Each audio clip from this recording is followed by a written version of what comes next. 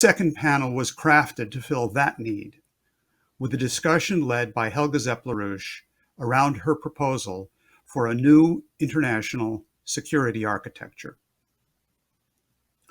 We begin with a performance of Beethoven's Sonata for Violin and Piano in G major, Opus 96, the second and third movements, Adagio Espressivo and Scherzo Allegro. The performers are Norbert Breinin, violin, and Günter Ludwig, piano. The performance was on September 23, 1995, in a concert co-sponsored by the Schiller Institute in the Hall of Mirrors of the Primates Palace in Bratislava, Slovakia.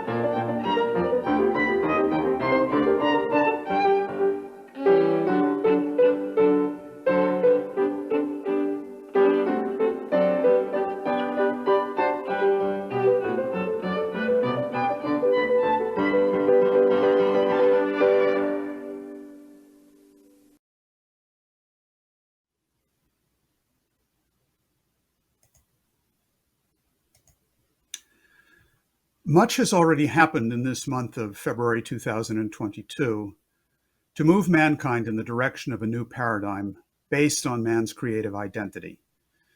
Starting with the historic February 4th joint statement of the Russian Federation and the People's Republic of China, which inaugurated a new era of international relations in which, and I quote, all states must have equal access to the right to development.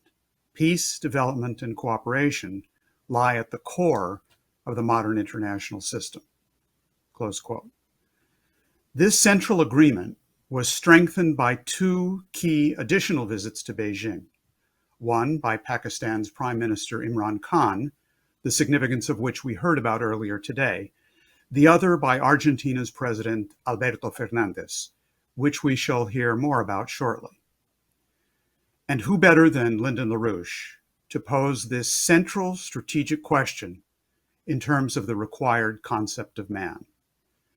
The following excerpt is taken first from a May 2001 dialogue of Lyndon LaRouche with Russian economists, followed by comments that Mr. LaRouche made during the November 1985 Schiller Institute Year of Augustine Conference. There are some practical considerations in this, strategic ones. And you will see that the two focal points of this conference will turn out to be at the end as they are at the beginning. The issue of Eurasian recovery, Eurasian development as the pivot for world recovery, including the role of Russia as a very special part of any such recovery effort, and the relationship of this Eurasian commitment to the contrasting situation of Africa. In other words, to understand the world as a whole in the simplest terms of reference, look at the possibility of what we can do in Eurasia, and then look at the needs of Africa in order to see humanity in its wholeness. Those who have the means to lift themselves up, and those on whose behalf, in the larger term, they must act to lift them up too.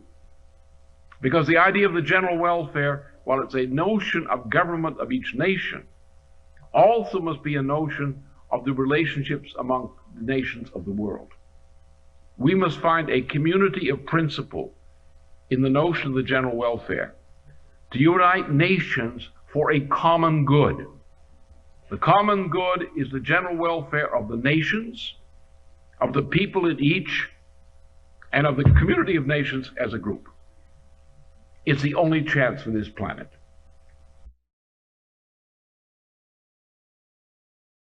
What is the good? The good is the power of mind to recognize a principle of reason as the lawful ordering of the entire universe. To recognize that a process of development is associated with this, and to recognize that the continuation and acceleration of the takeover of the personality by elaborated reason is the good. The elevation of the moral condition of mankind in correspondence with this principle and in actions congruent with that principle is the good. Such was the principle of Solon at Athens. Such was the principle of Platonic Academy, the concept of the Republic, and such were the principles of the founding of the modern European Republic by the writings of St. Augustine. That is the good. And the Republic is the only natural condition of mankind. And it was proven by Dante and his followers that the only natural form of republic is a totally sovereign nation state, not subject to the IMF or the World Bank or UNO, a sovereign nation state, a republic which is based upon the employment of a literate form of common language by its citizens. A literate form of language which imparts to those citizens as in the words of Shelley, the power of imparting and receiving profound and impassioned conceptions respecting man and nature. Conceptions organized in the form of reason.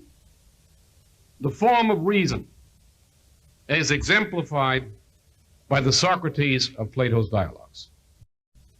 That is the natural condition of mankind. All other features of a natural condition of mankind pertain to the development of the republic and the citizen rather than as to its form and its essence.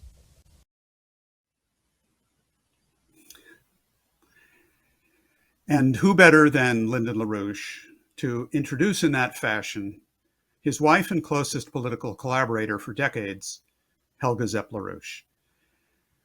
Helga is known to most of you as the founder and leader of the Schiller Institute, as a scholar of Nicholas of Cusa and Friedrich Schiller, the author of recent initiatives such as Operation Ibn Sina and the Committee for the Coincidence of Opposites. She's known also as the Silk Road Lady, and of course, she is the widow of the great American statesman and world citizen Lyndon LaRouche. With Mr. LaRouche, Helga traveled to over 40 nations around the world, meeting with prominent leaders and thinkers. And with him, she shared a profound commitment to the full sovereignty and development of every nation on every continent. Helga will speak to us today on long-term survival, a new international security architecture.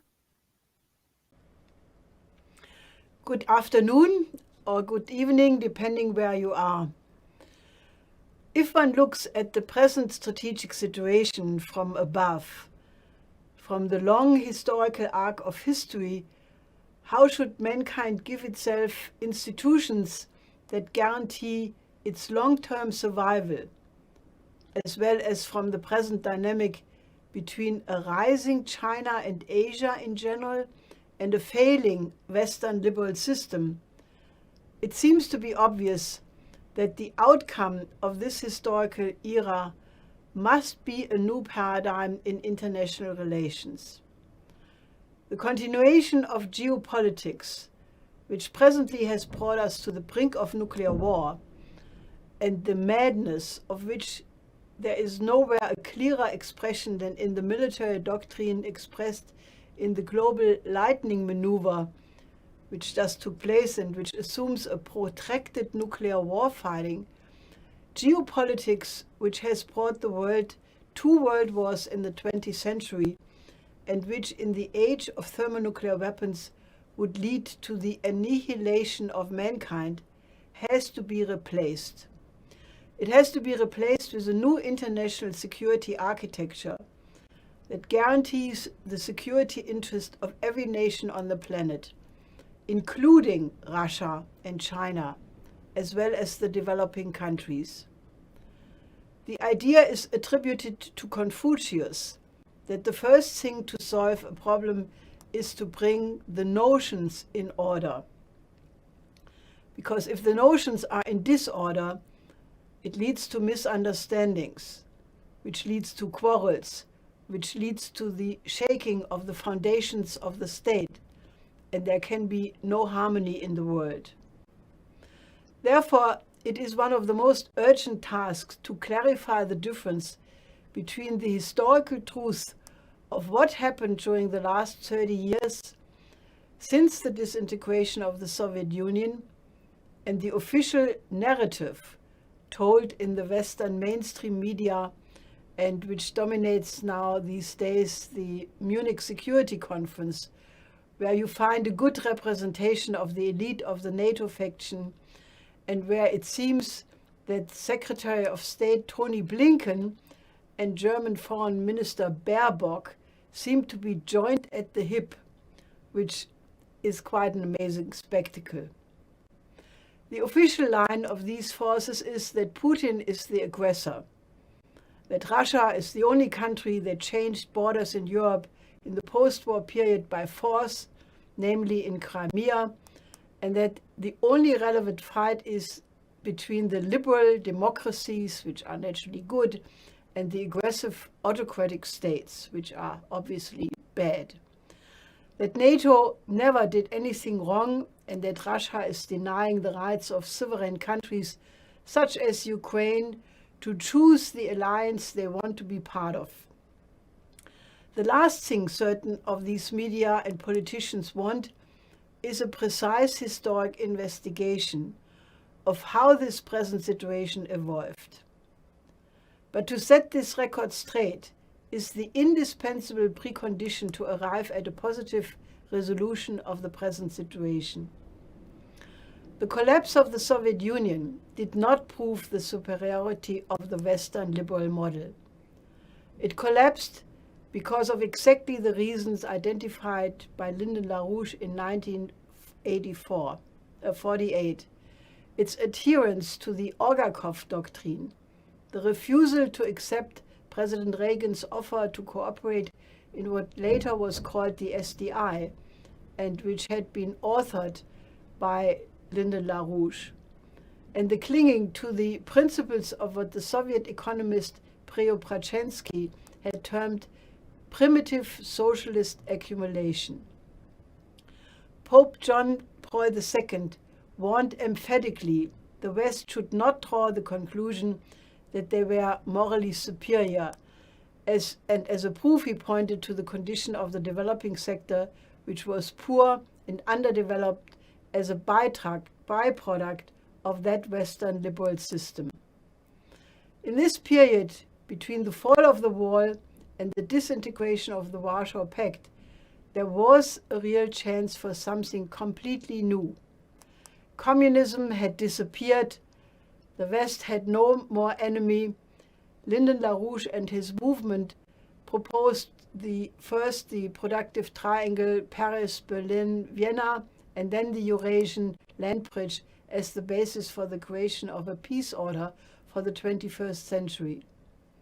The former US ambassador to Moscow, Jack Matlock, has repeatedly argued emphatically that the Soviet Union did not represent a threat in the last years of its existence, and that the Cold War did not end with the Soviet Union, but had actually ended 2 years earlier, because Gorbachev had agreed to the democratization of Eastern Europe and various internal reforms, which is why a large part of the Russian population hated him and regarded him as a traitor, unlike the people in the West and in Germany in particular, where large crowds chanted, "Gorby, Gorby, Gorby." The argument that there was never a promise to Russia that NATO would not expand to the east is a blatant lie, which has been exposed by contemporary witnesses such as Matlock. There is a discussion by then US Secretary of State James Baker III on the 9th of February 1990, where he confirmed to Gorbachev that NATO would not move 1 inch to the east. And very recently, in a spectacular fashion, by Roland Dumas, the French foreign minister at that time. Obviously, of the acute war danger, because of that, he broke his silence of many years 5 days ago and testified in a long interview on the French website Les Grises that what he had told our French representative Jacques Cheminade already privately 3 years ago, that in these days, the very important negotiation about disarmament and demilitarization of the Warsaw Pact were going on. Dumas said, and the discussion started as follows. It was the Russian diplomat through Gorbachev, but also through the Russian Minister of Foreign Affairs, Shevardnadze, who asked to speak and who said, "We, the Russian delegation, want to know what's going to happen to NATO's armament in the context of disarmament. And we demand," I remember very well, he was formal, "that the Allied troops observe 2 obligations. The first one, in which he was very sentimental, is the one related to the maintenance of monuments in all Soviet countries to the glory of the Soviet army. The second is that there should be a commitment of Warsaw Pact and NATO troops, and there should be no movement of NATO troops in the regions of the Soviet Pact that are going to be disarmed.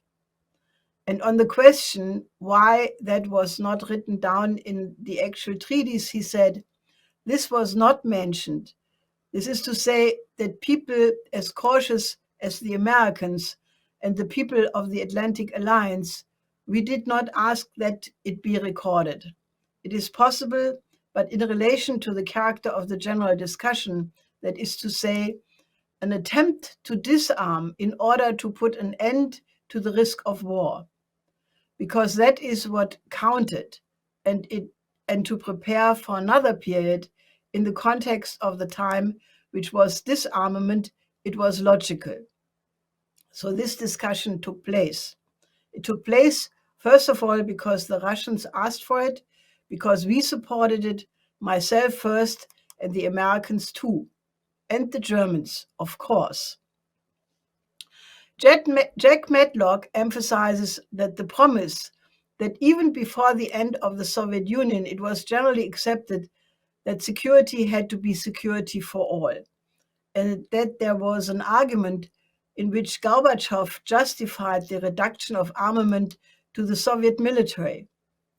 Matlock also recounts that President Bush Sr. advised the Ukrainians in one of his last speeches in Kiev, when there was still a Soviet Union, that they should join Gorbachev's voluntary federation that he was proposing.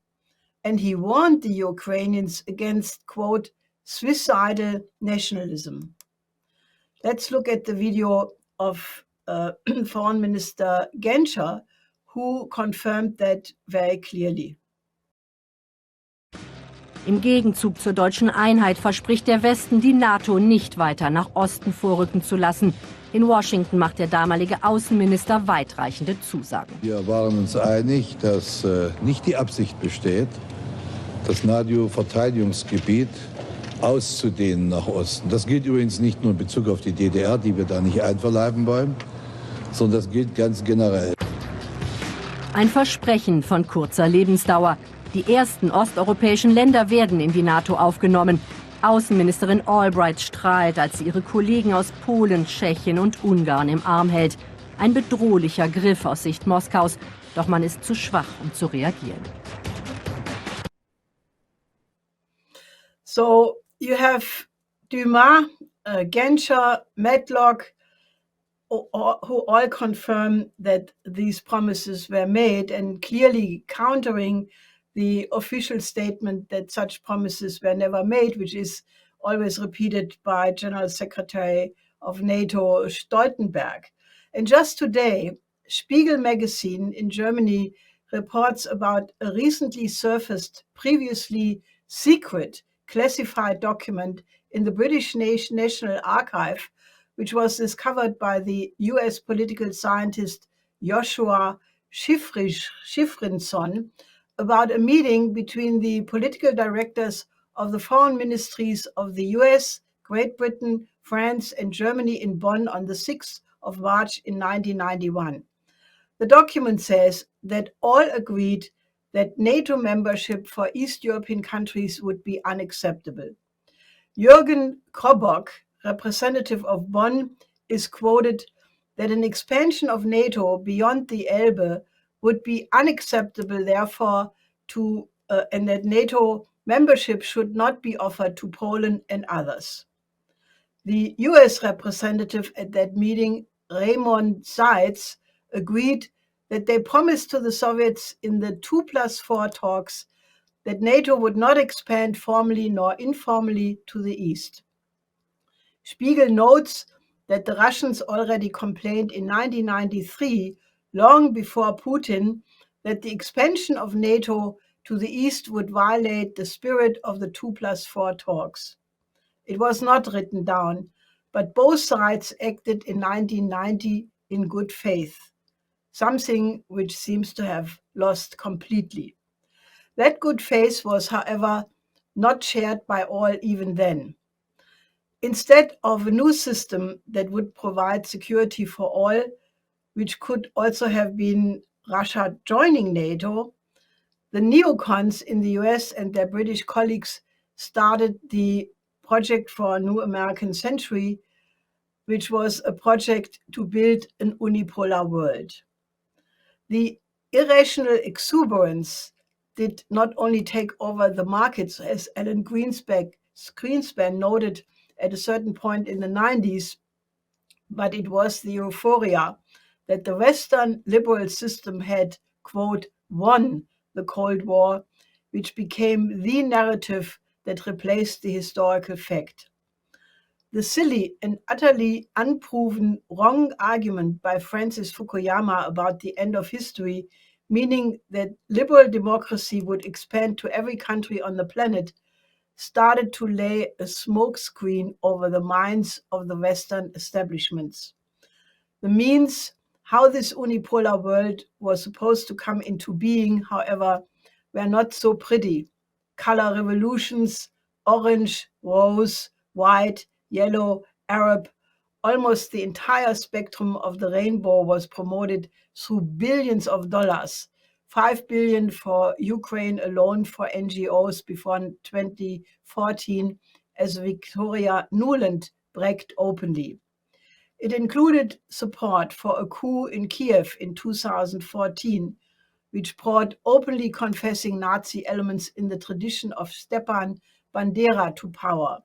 Networks which had been maintained by the intelligence services of NATO in such organizations as the anti-Bolshevik nation bloc in the post-war period for a potential confrontation with the Soviet Union.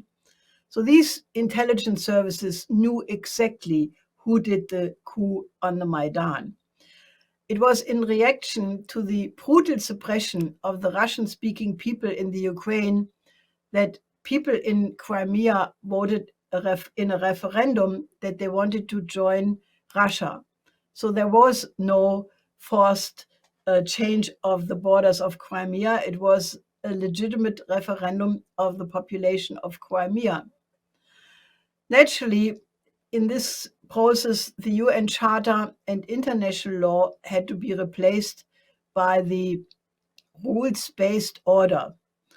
And that happened with the great support of Tony Blair, who argued in 1999 in Chicago for the humanitarian interventionist wars, the right to protect, that with the end of the Peace of Westphalia, had to be declared. The circumstances of September 11th, of which Lyndon LaRouche had warned 9 months before it happened as a Reichstagsfire about to happen, which eliminated a good part of the civil rights in the United States and laid the basis for the endless wars, starting with Afghanistan, the first war based on lies. What followed was the lies of Colin Powell in front of the UN in 2003 about the weapons of mass destruction in Iraq, followed by the wars in Libya, murdering Gaddafi, the attempt to topple the Assad government in Syria, and directly and indirectly many other military operations. Millions of dead and injured, millions of refugees were the result. Did all of this serve the interest of the United States or the West in general? A gigantic blowback was the result.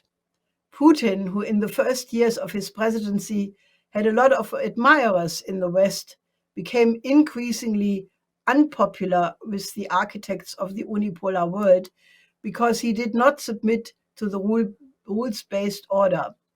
He started to reassert the role of Russia as a world player. In 2008, in Georgia, in 2015, in Syria, and now recently by demanding that the NATO East expansion not only be stopped, but reversed to the status of 1997, and by demanding written, legally binding guarantees by the US and NATO that Ukraine would never become a member, that there should not be offensive weapon systems along the Russian border, and that NATO does not advance further to the east. If one considers the history of the last 30 years, this is actually a quite modest request, also in light of the fact that Ukraine does not fulfill the requirements of NATO Treaty Articles 5 and 10, as General Kuyat, the former inspector of the Bundeswehr, correctly argues. In the meantime, another aspect of blowback to the rules-based order has taken prominence.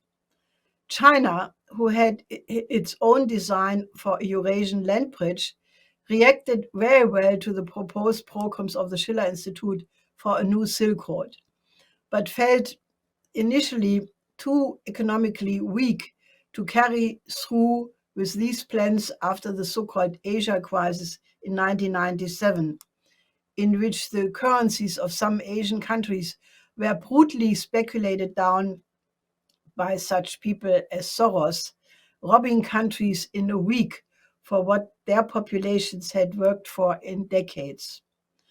China's reaction to this experience and general aims of poverty alleviation worldwide was the announcement of the new Silk Road by President Xi Jinping in 2013 in Kazakhstan. This largest infrastructure project in history has become a huge success story with nearly 150 countries participating.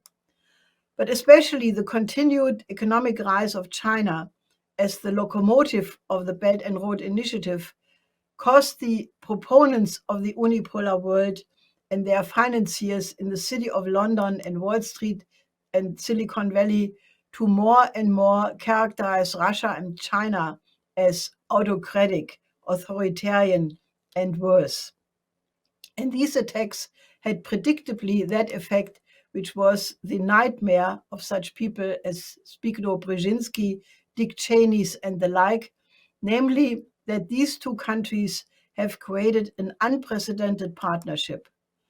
On February 4th, at the beginning of the Olympic Games in Beijing, President Putin and President Xi Jinping signed a document for a comprehensive strategic partnership, which, according to their own descriptions, represents a model for the future international relations among nations, which will be based on the mutual pursuit of the interest of the other in the full spectrum of economic, political, cultural, and military fields. This agreement has formally ended the idea of an unipolar world. It is a fact of history there to stay, not least because it combines the marginal military advantage of Russia with the strength of the Chinese economy. And in praxis, it makes such threats as they were uttered by the two unnamed White House officials that the US would prevent Russia, in case of an invasion of Ukraine, from diversifying from oil and gas and deny it access to advanced technologies. It made it obsolete. It is time now for all clear-thinking and peace-loving people in the West to review the strategic and historical situation without prejudice or ideological bias. If mankind is supposed to have a secure and happy future, we have to give up the thinking in geopolitical terms of confrontation and replace it with a design for cooperation of all nations for a shared future of humanity, because that is what we have, for good or for bad. It is past time to declare NATO as obsolete and replace it with an international security architecture which guarantees the security interests of all nations on the planet. Rather than treating the new comprehensive partnership by Russia and China as a hostile entity which must be combated with a new arms race, the nations of Europe, the United States, and other continents should signal the willingness to engage in a new peace of Westphalia negotiation, which will be based on the interest of the other and the common good of all.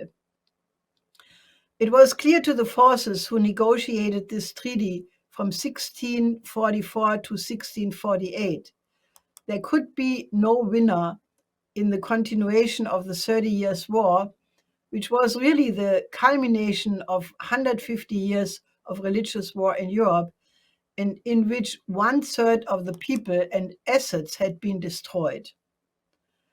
How much more it would be clear to all sides today that a continuation of the confrontation, including the threat of nuclear extinction of the entire human species, will leave nobody as a winner.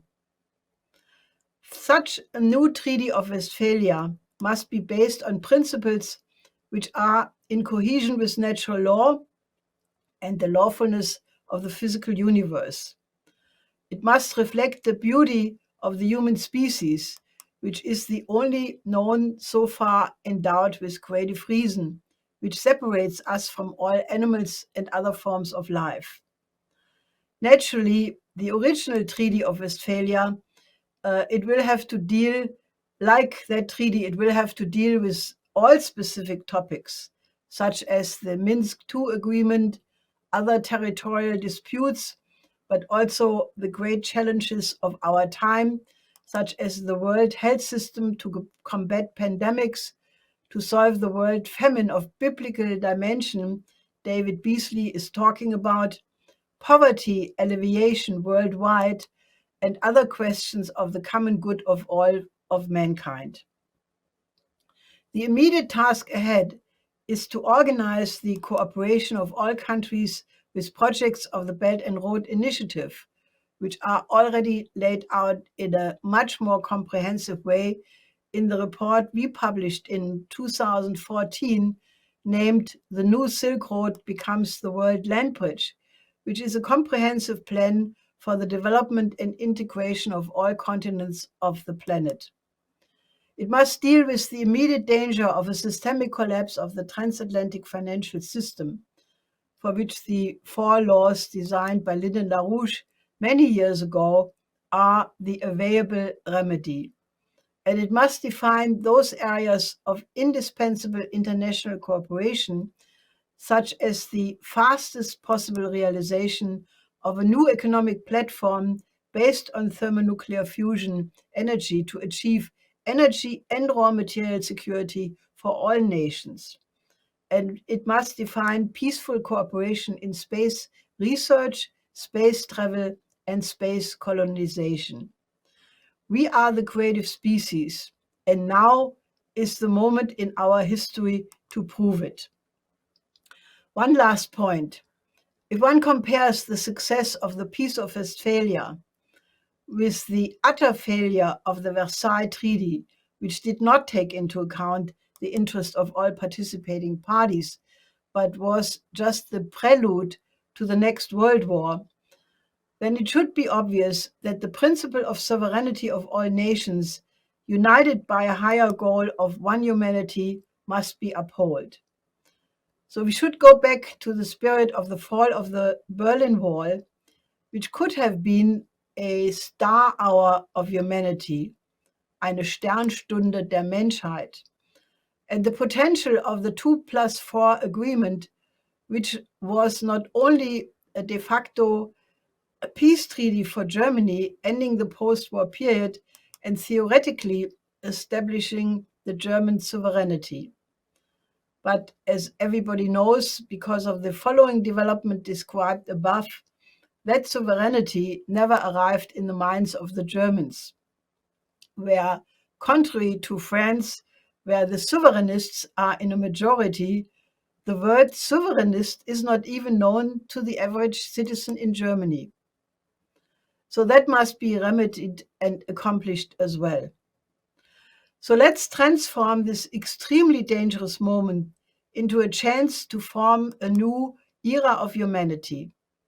Let's create a real star hour of mankind, worthy of the immortal species that we are designed to be. Thank you. Thank you, Helga, for placing on the table before us today for this discussion the broadest possible framework, the necessary framework for finding a way out for humanity that is indeed at the edge of the precipice of its possible own extinction. And it is in that regard truly a punctum saliens for mankind. Let me take this opportunity to tell people that they can and should send in questions, not only for Helga, but for the other panelists that you will hear momentarily, in English to questions@schillerinstitute.org, as you see on your screen. But you can also send in questions in Spanish, in French, in German, and go ahead, try another language if necessary. We will do everything possible to translate those into the appropriate language for the speakers, the other speakers of this platform. So start working on that now. There is a tremendous amount that we will have on the plate before us. The next speaker is Dr. Wang, who is the Executive Dean of Chongyang Institute for Financial Studies, RDCY, and the Deputy Dean and Professor of Silk Road School at Renmin University of China. Chongyang is one of the most influential of the new think tanks set up in recent years to explain China to the world, and has been particularly involved in research regarding the Belt and Road Initiative. It also serves as an important policy advisory organ for more than 10 Chinese ministries and commissions. Chongyang also sponsored the Chinese translation of the November 2014 EIR report, The New Silk Road Becomes the World Land Bridge, which Helga Zepp-LaRouche just referred to. Okay, thank you. My name is Wang, Executive Dean and a Professor of Chongyang Institute for Financial Study, Renmin University of China. Many thanks for Mr. Bill Jones and Schiller Institute for inviting me to share some views on China-Russia joint statements. Actually, 2 weeks ago, I received an exclusive interview with Russia media, Euro-Asia experts on this topic, so which attracted a lot of attention in Russia. So now I'd like to share 3 viewpoints again. First, China-Russia now entered a new era. On February 4th, President Putin visited China to attend the opening ceremony of Winter Olympic Games and met with China President Xi Jinping for 38 times in the past 9 years. During the meeting, they signed China-Russia joint statement on entering a new era of international relations and global sustainable development. Also, they witnessed 15 China-Russia cooperation agreements and wrote an article. Also, President Putin wrote an article for Xinhua News Agency. As we all know, on February 4th, it's a 4th day of the China Lunar New Year. And also, it's the beginning of the spring of Chinese lunar calendar. And also, the day is the opening ceremony day of Winter Olympic. So President Putin set off Russia hot in China in various of ways, such as writing, attending, making statements, signing contracts, interview, and so on. So as President Putin mentioned in his Xinhua Agency article, he wrote that the Russia-China Comprehensive Statement, the Russia-China Comprehensive Strategic Partnership of Coordination has entered a new era and reached an unprecedented level and become a model of efficiency, responsibility, and future coordination and orientation. So how the two major countries can trust, cooperate, and be efficient is a blessing of the two people and the world. So in Putin's article, President Putin said that a mutually beneficial energy alliance is being formed between the two countries. He said, along with long-term delivering of Russia hydrocarbons to China, we plan to implement a number of major joint projects. I think this is a very important statement. The statement of mutually beneficial energy alliance has lost great repercussions in China energy industry. China and Russia, in my opinions, will increase the cooperation faster based on the alliance statement. I mean, the energy alliance. The promotion of economic integration in the Euro-Asian region will continue to deepen. As we all know, in 2021, the trade value between China and Russia exceeded 140 billion US dollars, an increase of 26%. The leaders of the two countries set a new goal of reaching 200 to 250 billion US dollars in China-Russia trade, which is to increase by 42% to 78% on the basis of 2021.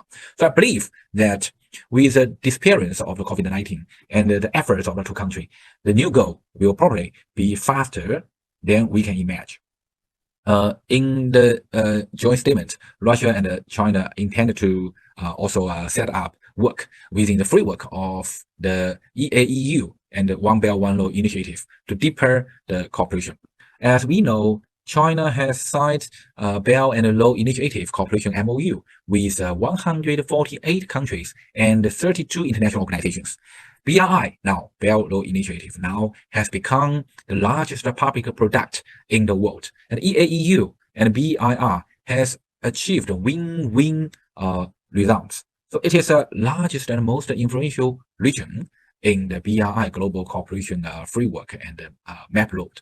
So this first point I want to share. The second point I want to share is that what are the reasons for the rapprochement between China and Russia? So I think the primary reason is the continuous efforts of the leader of China and Russia. The two leaders push the continuous progress of the friendly relations between the two countries. In the past 9 years, the leaders of the China and Russia, President Putin and President Xi Jinping, met 4 to 5 times each year and are really good friends. And China and Russia are highly consistent in foreign policy, global governance, security strategy. They are back-to-back and shoulder-to-shoulder strategic partners. According to Chinese netizens, the two countries trust each other and completely hand over the unprotected behind to each other. When they wield a gun against a foreign enemy, they will not worry about the enemy attack from behind. The two countries are not traditional allies, but they are better than allies. We hope that this relationship of the mutual trust will last forever. The leaders of China and Russia strive to make the two countries realize friendship and never war and conflict, which will be a great progress in the history of human civilization and the game between great powers. To achieve this goal, we must first make the infrastructure, trade, transportation, investment, personnel, and information of the two countries more interconnected so that the two countries can help each other and make common progress like a family. So from this perspective, the two country cooperation is still a long way to go, but we are confident. That's a second point I want to share. The third point, what does the joint statement of the leaders of the Russia and China testify to? The joint statement of Russia and China on new era and global sustainable development first expanded the common value of China and Russia on major strategic topics such as democracy, development, security, world order, and pandemic. Now, these common values is of great significance to world peace, civilization, and progress. It's a transcendence of the law of the rise and fall of the great powers over the past 500 years. China and Russia have strongly criticized the actions of a small number of international forces that presume unilateralism, interfering in the other countries' internal affairs, damage the legitimacy rights and interests of the other countries, and create contradictions, difference, and confrontations. So I believe everyone, my friends, you knows which country the two countries criticize. Of course, in the statements, the only sentence in the statements that use strong condemnation was the trilateral security partner established by name and surname against the United States, Britain, and Australia, the so-called AUKUS, AUKUS, AUKUS. But Chinese netizen jokingly called the AUKUS as Australia cries to death. Very interesting. A very famous journalist in China named Hu Xijing. I don't know whether you know him. He said, he used a very interesting metaphor.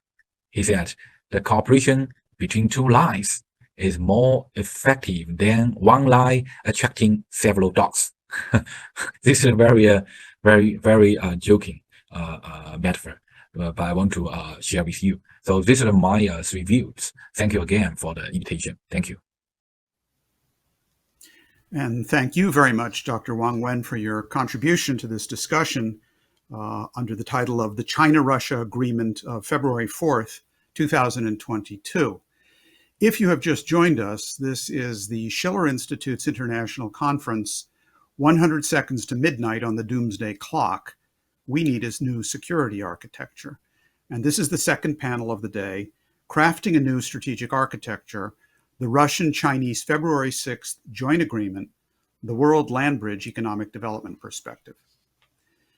Now, in April 2021, when it was first mooted that Argentine President Alberto Fernandez would travel to China to sign a memorandum of understanding, the Schiller Institute published a policy statement headlined, "Fernandez to China, Ibero-America to Mars," which argued that Argentina's joining the Belt and Road would open up the full collaboration of all Ibero-America with that project, including centering ongoing high-tech development around a joint space project. Well, the first part of that call has now been fulfilled. Fernandez did go to China and signed on with the Belt and Road, and we are working on the second part. Our next speaker is well positioned to discuss both aspects of this. Alejandro Yaya of Argentina has a master's degree in civil engineering and serves as vice president of Argentina's Civil Institute of Space Technology, an NGO. He also has a master's degree in national defense and heads up the Technology and Innovation Relations Unit of the National Defense University. And he serves as an advisor in technical and innovation management and transfer of technology processes to both the public and private sector. He has worked extensively and enthusiastically in the field of training youth in advanced science and technology. His topic today is Argentina joins the Belt and Road Initiative. You will hear his remarks dubbed into English, and simply by way of explanation to our Spanish-speaking audience, for technical reasons, you will hear his remarks read back in Spanish by an interpreter. For the final version of this available in archived form, the original presentation in Spanish will be available. This will also be the case of the upcoming presentation in a few moments by Dr. Carlos Gallardo of Peru. So Alejandro Yaya, please. Buenas tardes. Quiero agradecer al Instituto Schiller la invitación. Good afternoon. I'd like to thank the Schiller Institute for the invitation to speak to you today. It should be noted that the presentation that I'm going to make does not represent the Argentine state, but it is a true report on the agreements and activities that began with the recent visit of our President, Alberto Fernandez, both to the Russian Federation and the People's Republic of China. I will report on concrete facts about Argentina's bilateral relationship and its joining the New Silk Road. And I will explain what kind of investments will occur in the field of infrastructure in general terms and strategic infrastructure. I will also comment on what issues Argentina should take into account in order to promote and take advantage of this new beginning of a bilateral relationship, which, just to be clear, already had the beginnings of opportunities, but which were not acted on as rapidly as they should have been.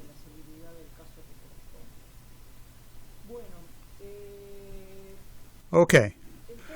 On the issue of rail infrastructure, one of the strong points of these agreements that are being carried out, it has to do with the rehabilitation of the Argentine rail system, in particular the one known as Belgrano Cargas. Likewise for the rail network of the San Martin line and that of the Roca line. This includes a modernization plan for the rail networks. The funds to be used will purchase rolling stock from Chinese companies and to improve the network. This will extend to works that will benefit cargo activities in 13 provinces of the Argentine Republic. Los ramales que yo nombré, para que tengan una idea. Just to give you an idea, the branch lines to be improved that I mentioned will be restored, and we will reestablish trade and cargo transport routes, but in a different way. They will run both north-south and also east-west. We're talking about sums reaching $5 billion. There is part of one project that should have gotten off the ground in early 2020, which is known as the Pacific Branch. That branch is defined by the idea of the Belt and Road and was adapted to Argentine needs by the Chinese side. Just to give you an idea, we are talking about a project, including the first section and related works, with financing of some $800 million. Otra cosa muy importante que hace referencia también a la visita del presidente Fernández a la Federación de Rusia. Another important aspect of President Fernandez's visit to the Russian Federation is related to this matter of railroads. In this context, it is likely that our relations will also be strengthened by Russian production of railroad locomotives and cars. Likewise, there are agreements related to hydroelectric plants in Santa Cruz. I'm referring to the Nestor Carlos Kirchner hydroelectric complex. It is being negotiated by the government of the province of Santa Cruz. China has already sent some $1.35 billion out of a total of approximately $4.714 billion projected to complete the project. It's important that when the project is completed and it enters operation, that is when the credit repayment arrangement begins. In this case, our President will have to reach an agreement to extend and improve the payment terms. There are also projects under consideration for other hydroelectric plants in the provinces of Tucumán and Catamarca. Capítulo muy importante y supongo de gran interés para el Instituto Schiller, el capítulo nuclear. Another part of the deals, and I believe this will be of great interest to the Schiller Institute, is the nuclear chapter. I'm happy to report that work will begin on the Atucha nuclear plant, on the third Atucha nuclear plant. What is being purchased is a Hualong plant based on enriched uranium and light water technology. This is different than the nuclear plants we now have in Argentina, which are based on the Canadian CANDU system of heavy water and natural uranium. Nonetheless, although there has been some controversy about this, it is the case that Argentina will be trained in this new kind of technology, which is important because it is something that we lack. China is using this Hualong technology to strengthen its nuclear plants because there are only two of this kind in the world, and this would be the third plant of this kind. La región, y no obstante, esto cabe aclarar que lo importante que tiene que ser Argentina no es abandonar su línea de uranio. What I would like to be clear about is that Argentina should not give up its natural uranium line, or the CANDU system, but develop this new one as well. We are already working on the fifth nuclear plant. I'd like to correct myself on this. The Chinese plant will be the fourth plant, and there will be another CANDU one, which will be the fifth. There are other projects related to nuclear energy. Another important issue is that Argentina has a historic opportunity in all of these projects that I've mentioned the People's Republic of China is open to transfer of technology and exchange of knowledge. What Argentina obviously should do is to pressure and ask for it in concrete and specific areas. En el tema espacial y de telecomunicaciones, también capítulo muy pero muy importante. On the issue of space and telecommunications, these are also important, very important chapters of the agreements which we have reached. We should mention the agreements that are being reached with Huawei for the construction of 5G technology infrastructure. It's also important here that professional groupings and entities be involved in establishing the standards and measures to be adopted in our country. También cabe destacar que en esta búsqueda de tecnologías del 5G no han existido contraofertas de otros países. I should mention that in our search of 5G technologies, there haven't been any counteroffers from other countries, such as the EU and the United States. The same holds for almost all of the fields that I have mentioned. As regards industrial production for the 5G network, the Xiaomi company will build a plant to produce computers and related technology in the province of Tierra del Fuego. That, too, is a historic opportunity to improve our supply capabilities in the goods-producing and technology sectors. ¿Qué es lo pendiente? ¿Qué es lo importante? ¿Qué es, en mi opinión, lo que se debe potenciar y trabajar? What's pending? What's important? What, in my view, has to be promoted and developed? When you read the joint statement issued by the Argentine Embassy and the People's Republic of China, you see that the agreements and the relationship are comprehensive. That means they range from science to technology, but also cover the details of trade and cultural exchanges. And if there is one comment that I have to make, because from my work and professional standpoint we are fighting for this, the cultural aspect must include exchanges at all technical levels of applied scientific knowledge. That is, agreements between Argentine universities and research centers with their equivalents in the People's Republic of China. I will give you a concrete example, which I would emphasize, and which should not only be a matter of interest for Argentina, but I believe also for the concert of nations of the world. I will speak about the area that I come from, civil engineering, and refer to China. If you look at the last 10 years in terms of infrastructure projects involving civil engineering, el túnel más largo, el puente más grande, la central hidroeléctrica de mayor tamaño, el edificio más rápido construido, etc.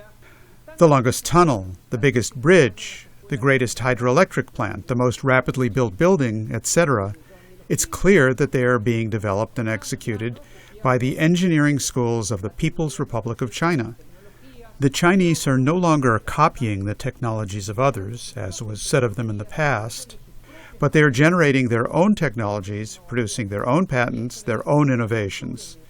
And all of this in the field of culture, and specifically technological culture. What this expresses, and I think this is very important, and that Argentina should not remain asleep in this regard, and take advantage of the potential of learning. It's also important to state, for example, when I mentioned the nuclear matter, that Argentina has knowledge and has capabilities. So our contribution, remember that Argentina has also sold and marketed in the nuclear field through INVAP, which is another very important institution in our country related to science and technology, and we are able to build scientific reactors in China. In other words, our relations are currently win-win. I hope that this presentation has been useful, and I thank you for your attention. We thank you, Alejandro Yaya, for your contribution to this discussion. Alejandro, along with Helga, of course, and the speakers that you are about to hear will all be present for the discussion period, which will follow the conclusion of the remarks. And let me again encourage you to send in your questions to questions at schillerinstitute.org. Our next speaker is Graham Fuller, who was for 27 years in the US State Department and the CIA. He served as vice chair of the National Intelligence Council.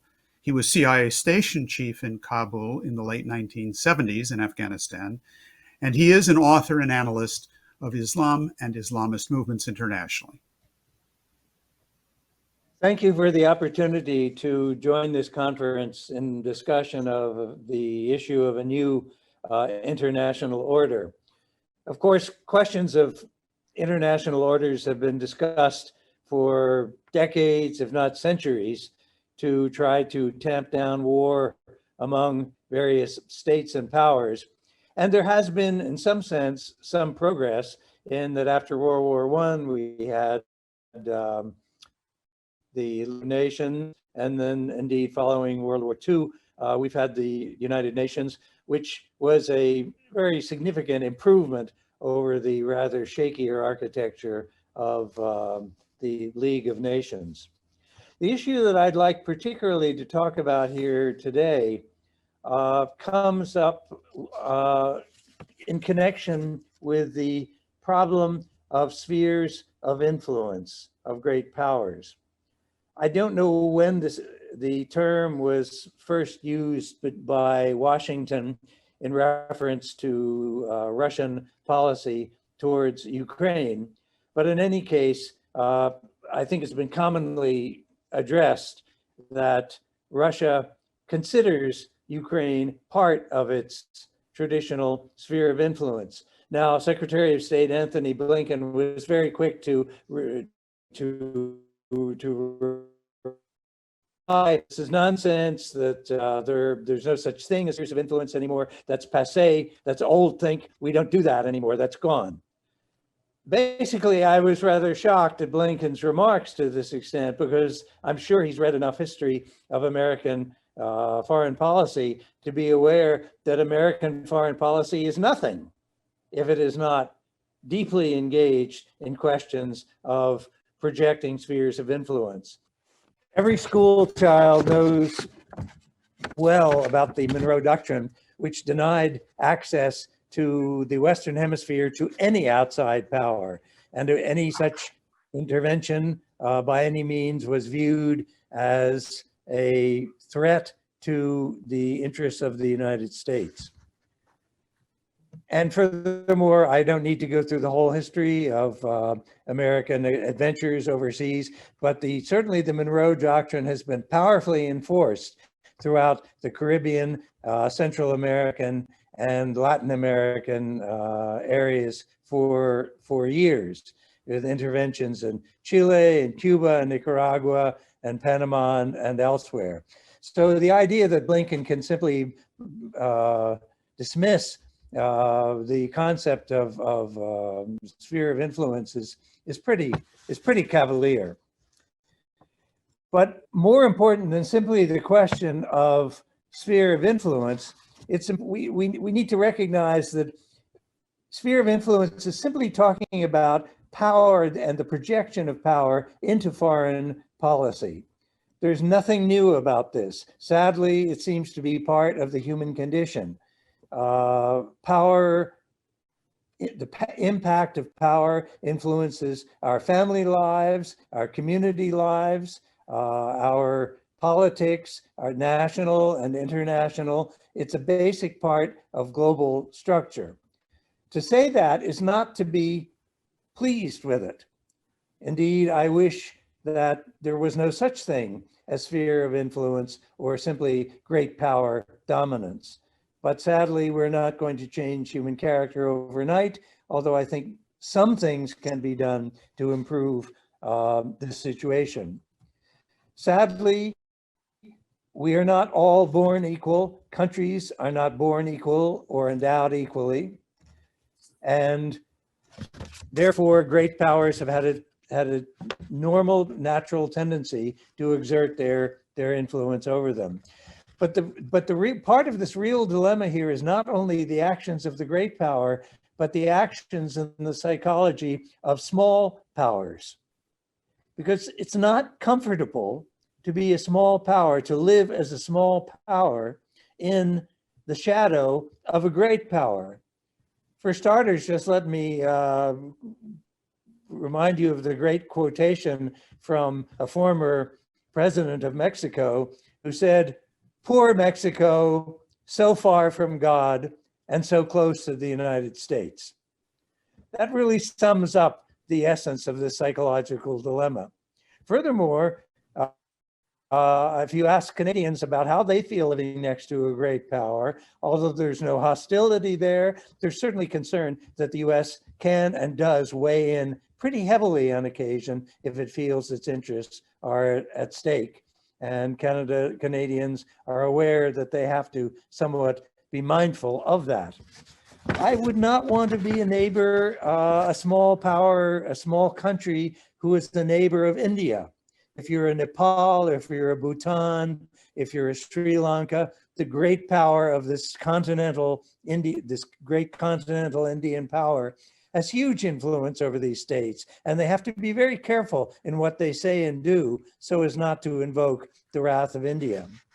I think we know in East Asia, very similarly, the power of China is immense and growing. Every Southeast Asian nation knows that. If you're a small power in Southeast Asia or the South Pacific Ocean, you are well aware that you need to be very cautious about not giving due deference to China's interests and actions. And finally, coming to Ukraine, that's very much what this is all about. I would not want to be a neighbor, a small neighbor of Russia either. To live in the to live in the Baltics, Ukraine, or Belarus, or in the Caucasus, or any of these other small nations, the great power exertions of Moscow are definitely palpable. So the problem in part is that these small nations, these small countries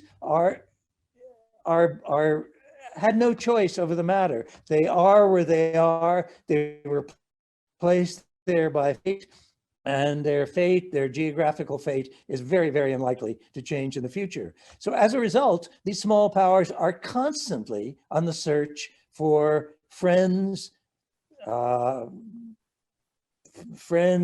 big brothers, or allies, or whatever you want to call them, who can help shield a bit the power and influence of the shadow of the great power alongside of which they live. And that's where we see our situation today. When we get into great power politics on the international level, one of the basic tools of this international game is that one great power not only confronts the other great power militarily, but more often will seek to manipulate the small nations that live in the shadow of that great power, and to try to manipulate them and turn them or against the great power with whom the other great power is in contestation. This is just a fact of life. It's a very difficult fact of life, and I'm not sure how one gets out of this, because it's very tempting as a great power to simply intervene and play at the margins to try to make life difficult for your neighbors. And that's very much the situation I see now in Ukraine. It's not the first time it's happened in Eastern Europe. It's probably not going to be the last time, but the US has fallen victim to the temptation to try to put pressure on Russia by manipulating Russia's small, weak, and defenseless neighbors. I don't know that there is a ready answer to this kind of a problem, except to ask that great powers cease to exert those influences over their small neighbors. And I somehow just don't think that's completely realistic. Although surely the US and Russia and China and India, among others, can do a lot better than they are presently doing right now. So I think at the very least, recognition of this inherent dilemma of great power confrontation and the existence of small neighboring countries who are vulnerable to the great powers, and their manipulation by other great powers lies at the heart of what we are going to have to deal with in the future when we sit down and actually deal not only with an architecture, but what the rules should be of a future global security order. Thank you. Thank you very much to Graham Fuller. And let me just comment on the famous statement which you alluded to, poor Mexico, so far from God, but so close to the United States. One of the ways to improve on this situation is if the United States were to get a little closer to God, that would be good for Mexico, but it would be especially good for the United States. And I think that, in fact, is one of the underlying subject matters of this part of our discussion today. It's now time to turn to another contribution from Ibero-America. In this case, we're very pleased to have with us the president of the Christian Democratic Party of Peru, Dr. Carlos Gallardo. That party just celebrated the 66th anniversary of its founding. And on that occasion, the PDC, the Christian Democratic Party of Peru, issued a public statement announcing its adherence to the Schiller Institute and to the Belt and Road Initiative as a policy of cooperation needed to foster the common good, not only in Peru, but in all countries. Dr. Gallardo is a lawyer by profession, and he will address us today on the topic of Development is the Name of Peace in South America. Dr. Gallardo? Muy buenas tardes.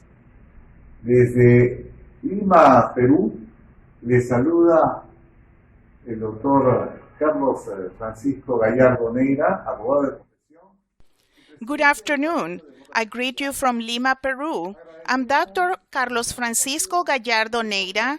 I'm a lawyer by profession, and I'm the president of the Christian Democratic Party of Peru.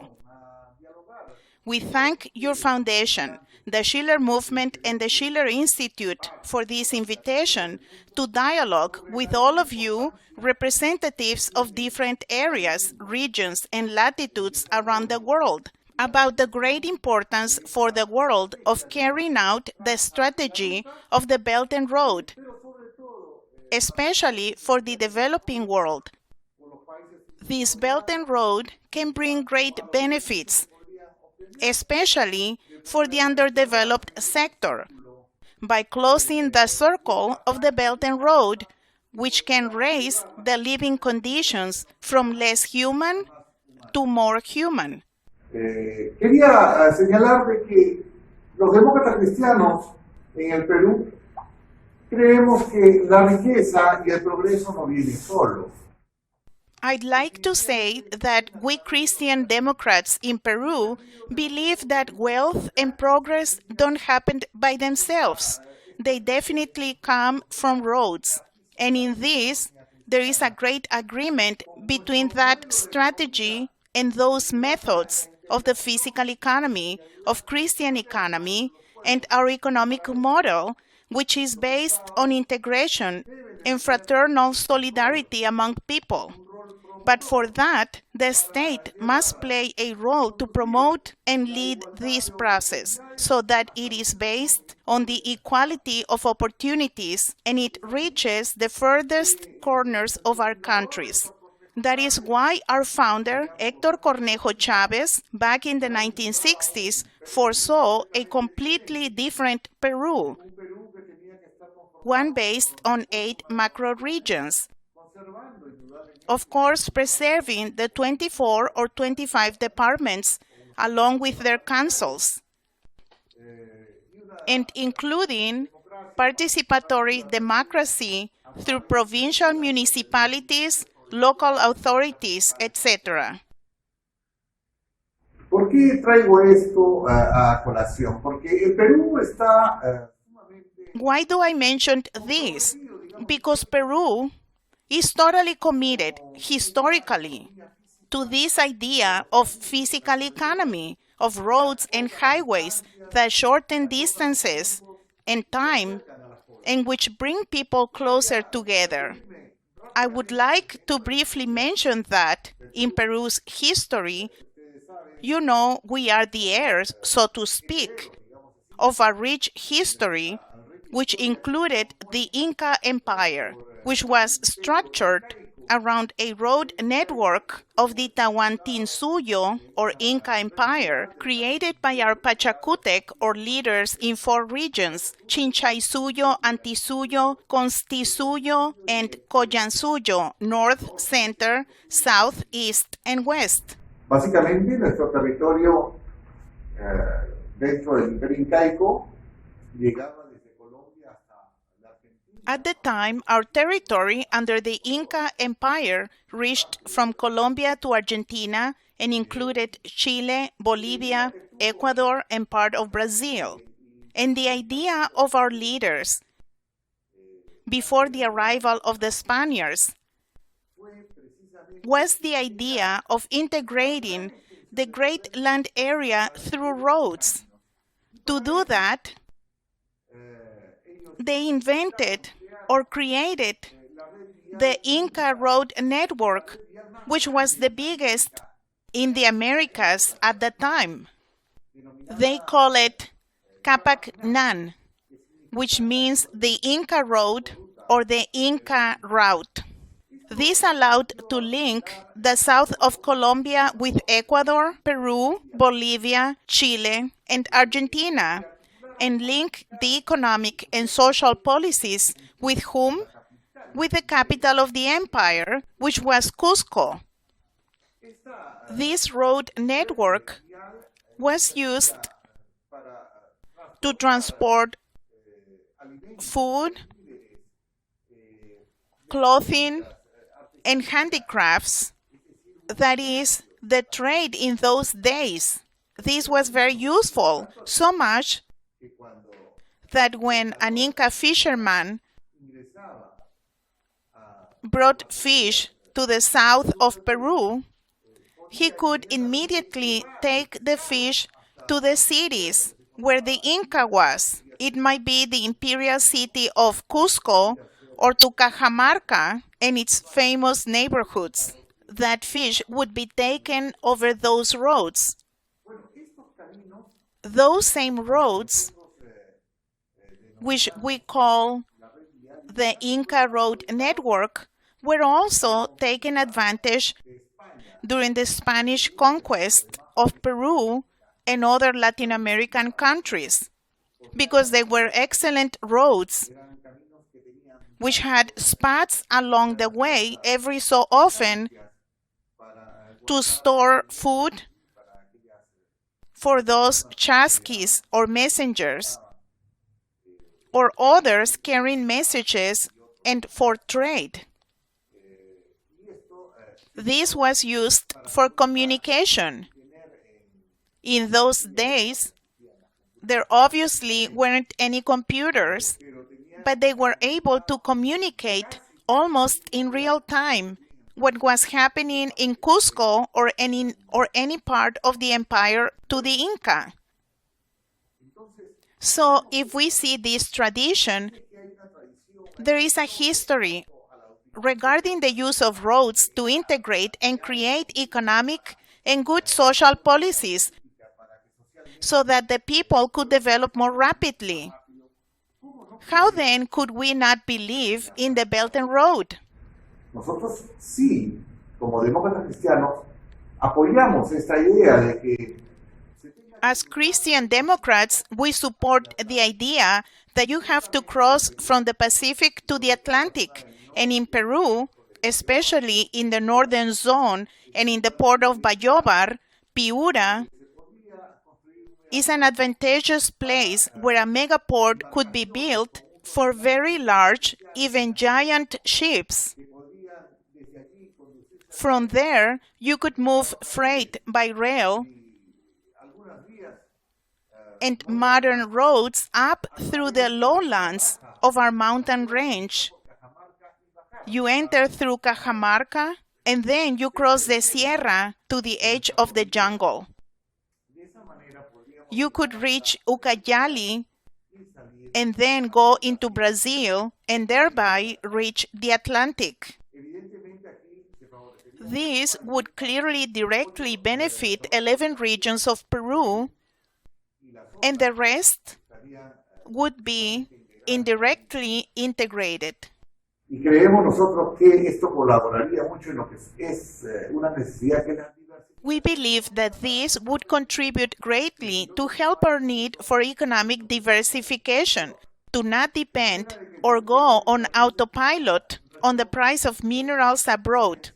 In this way, Peru could be transformed into a region potentially heading towards progress. I believe that raising the living conditions of our people would be highly favorable for them and for the common good.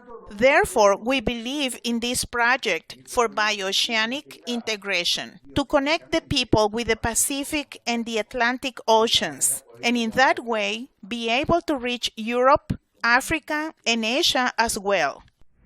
Yo quiero simplemente saludar y agradecer esta. I would like to greet you and thank you for the pleasant opportunity you have given us and tell you that we have to get back to doing things again. The Inca network was 30,000 kilometers long, made by the Incas, and I'm sure that with the technology available in the world today, we can accomplish this rapidly and efficiently, and we can achieve progress for all of our people, not only for Peru, but also for the entire South American region.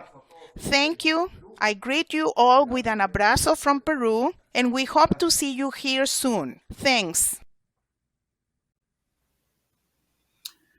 Thank you very much, Carlos Gallardo, for your optimistic and forward-looking view, especially around this great project of the bioceanic rail connection from the Atlantic to the Pacific across South America. It is indeed high time that the Belt and Road came to the Americas, South and North alike. I have to say that your vision of the future and your sense of where a country like Peru can go reminds me very much of Lyndon and Helga LaRouche's visit to Peru in 1987, where in one of his most memorable speeches, Lyndon LaRouche spoke to Peruvians and said, and spoke to the world, "Never think of yourselves as a poor country. You are your future. And if you can make your future one of growth and one of looking to the stars and developing space and other technologies, that is who you are in fact today."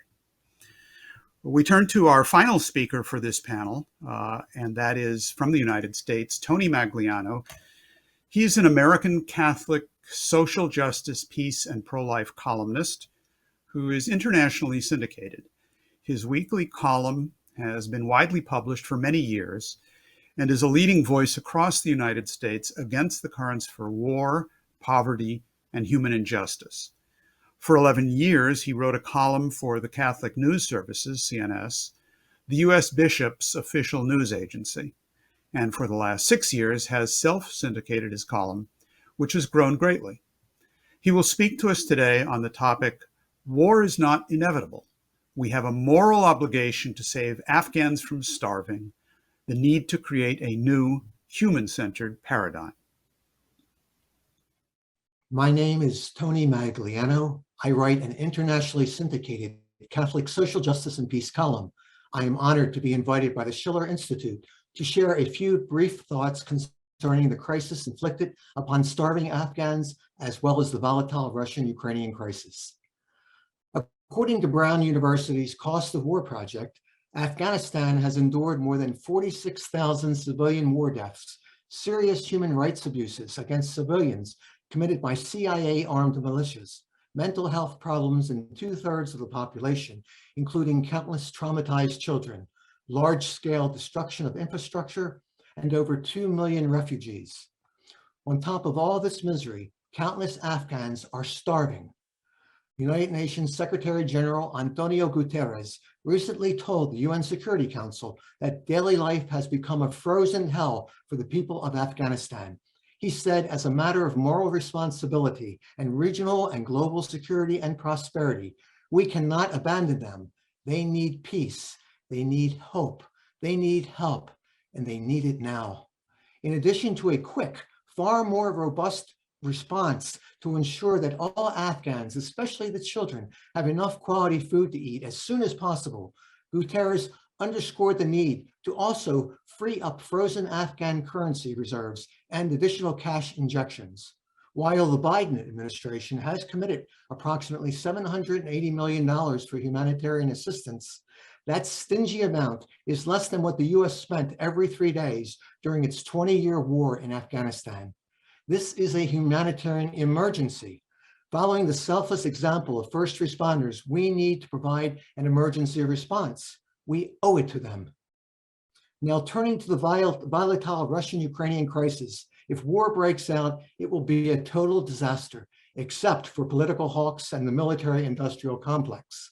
Weapons manufacturers like Lockheed Martin, Boeing, General Dynamics, and Raytheon are already raking in a fortune fueling this immoral, preventable war. Just imagine all the inhumane carnage from a conventional war, but even worse, imagine a thermonuclear war. As reported by Vatican News, Colonel Sivkov, deputy president of the Kremlin-backed Russian Academy of Missile and Artillery Sciences, is worried that military tensions between the US and Russia over the Ukraine could escalate into nuclear war, citing that such a nuclear war would destroy the US and Russia and change the world forever. This is a most appropriate time to watch the realistic nuclear war movie, The Day After. The people of the world, especially the poor and vulnerable, desperately need a new economic, political, and societal paradigm, a global model that places the life and dignity of human beings at the center, where in place of greed and raw power, love, justice, and peace rule the day. We need to remove our selfish blinders and broaden our view, realizing that we were created by God, Father of all, and that we are all brothers and sisters in one human family. Jesuit theologian and paleontologist Teilhard de Chardin insightfully said, "The age of nations is past. The task before us now, if we would not perish, is to build the earth." Pope Francis, in his recent encyclical letter titled Fratelli Tutti, All Brothers, on fraternity and social friendship, urges us to build a gospel-centered, fraternal global alternative that replaces our throwaway culture with the culture of encounter. He challenges all of us, saying, with the money spent on weapons and other military expenditures, let us establish a global fund that can finally put an end to hunger and favor development in the most impoverished countries so that their citizens will not resort to violent or illusionary problems or have to leave their countries in order to seek a more dignified life. Let's build the earth. Thank you. Excellent. Let us indeed build the Earth as the required stepping stone for moving on to the remainder of the solar system and the universe as a whole. So that is our presentations for this afternoon as part of this panel. I'm about to bring up onto the screen the panelists who participated in this. I want to remind you that you can send in questions, please do, to any of the panelists. That can be addressed to questions@schillerinstitute.org. My name is Tony Magliano. I write with an us internationally today. syndicated Catholic. Yep. Okay. With us here today on the panel are, of course, Helga Zepp-LaRouche. Unfortunately, Wang from China, being in a very different time zone, is unable to be with us in person. We do have Alejandro Yaya from Argentina. We have Graham Fuller from the United States. We have Carlos Gallardo from Peru, and we do have Tony Magliano from the United States as well. And joining us on this panel as well is one of the individuals who spoke on the first panel, but will join this panel for the discussion process. That is James Jatras, who is a diplomat and an advisor to the Republican leadership in the US Senate. He's widely published as an analyst of international strategic issues, especially the conflicts in Europe in the post-Soviet era. I'll be joined for this part of the discussion by my co-moderator, Daniel Burke of the Schiller Institute. And we do have, I believe as well, a number of commentators or our panelists or discussants of some of the presentations made on this panel. So that's where we are at this point in the discussion. I would like to begin. Yeah, it does look like everyone is on board. Let me begin by asking Helga for your response to what you have heard so far and to kick off this discussion process. Well, I want to greet all of the panelists and thank you. I think you contributed both the evolution of the new paradigm in process, because I think the new alignments which we see with the Belt and Road Initiative, Argentina, we heard earlier from Pakistan, and I think that there will be, in the aftermath of the special partnership agreement between Russia and China, I'm absolutely certain that we will see a lot more. And I really would wish that we create people in all countries who do not regard it as a threat, but as an opportunity to bring the Western countries, the United States and European nations, into such a new alliance for development. So I think we have heard a lot of interesting aspects also in respect to Peru, which is very dear to my heart, because when I visited there with my husband in 1977, we had many discussions, and I have the most fondest memories of that. And it was very interesting to hear about the concept of small and large nations and how you can define that relationship. I think this is a very important question, because even the smallest nation deserves full sovereignty. So I think I'm looking forward for the discussion. Okay, very good, Helga. Thank you. I've been informed that additionally we have with us, could it be true, Jacques Cheminade from France, the head of the Solidarity and Progress Party. And as well, we have two commentators as well who are joining us for the discussion. Zahir Wahab, former advisor to the Afghanistan Minister of Higher Education and Professor Emeritus of Education, and Nasser Shahalemi, the Executive Director of End Afghanistan Starvation. So that said, I want to open up the floor for whoever cares to respond to this question to a very short, very simple, but perhaps one of the most fundamental questions that's posed by this discussion. It comes from Adam.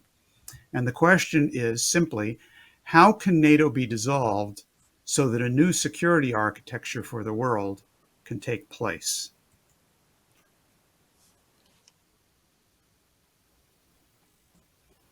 That is a question for everybody, anybody.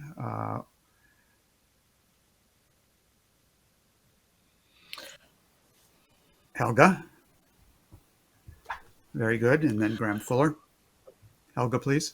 Well, I think the argument that when the Warsaw Pact dissolved in 1991 and disarmed, there was a huge disarmament going along with that.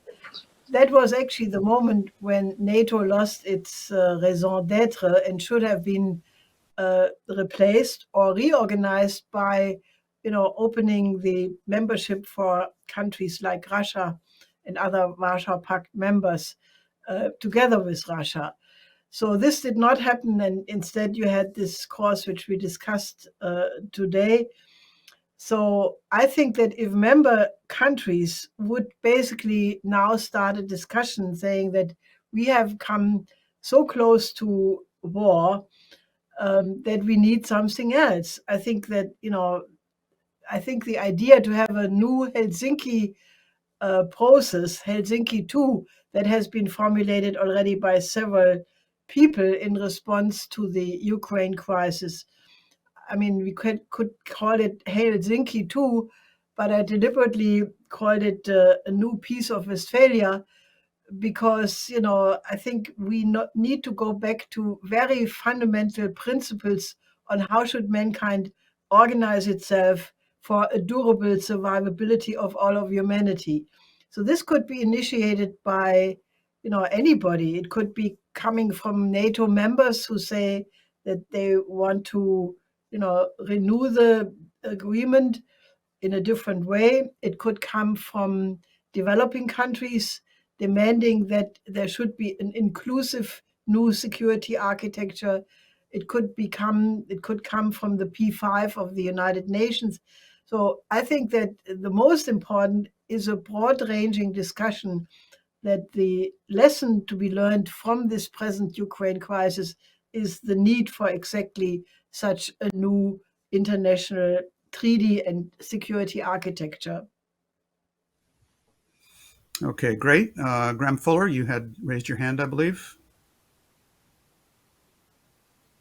But you are muted, so you have to, your microphone is muted. Helga mentioned a very important point, which is communication. I think it's quite striking that the United States, I don't want to single out specifically the United States, but I think it's particularly guilty in this regard, is the unwillingness to talk with countries that it does not like. If there's any country that you need to talk to, it's a country that you don't like and with whom you have serious problems. But the United States has been in the position of can't talk to Cuba, can't talk to Iran, can't talk to Syria, can't talk to any number of other countries with whom it has conflict, at least if not military, but at least diplomatic. So I think the need for constant communication, particularly between leaders who are at odds with each other, is essential as a starting point. If we don't understand the kind of thinking, the mentality, the psychology, the national culture of these countries, then I think we're not going to do very well in being able to resolve issues between them. And secondly, I would just add that I think the need for countries to, excuse me for a second, I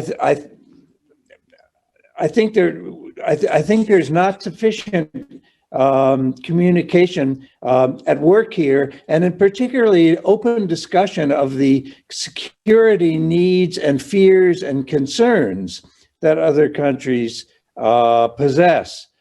It's all very easy for one country to dismiss the security fears of another, but there's nothing like sitting down and being able to express and vocalize these fears, to begin to talk them out, see how much reality and legitimacy there is behind these fears, and if so, if there is much reality, what can be done to deal with them. At the very least, there's been some interesting some interesting experiments, say in countries in talks between Palestinians and Israelis, always conducted by outside elements, unfortunately, and not so much by the Israeli governments or Palestinian authorities themselves, but just where Jews and Palestinians, where Israelis and Palestinians have had a chance to sit down and spend maybe 2 days, one day, one side, specifically discussing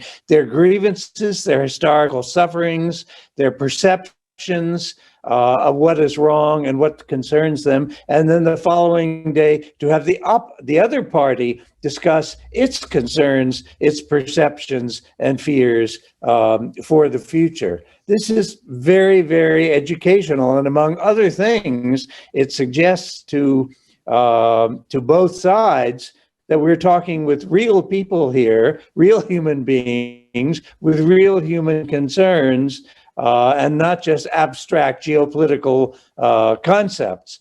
So I think first, this is a very complicated question about which the world has given a lot of thought in the past, not always successfully, but how you begin these kind of discussions, and certainly dialogue and an appreciation of the honestly expressed fears and concerns of all parties concerned can begin to grapple with how to take these problems and situations apart. Okay, very good. We have a number of questions that have come in about Ibero-America and from Ibero-Americans.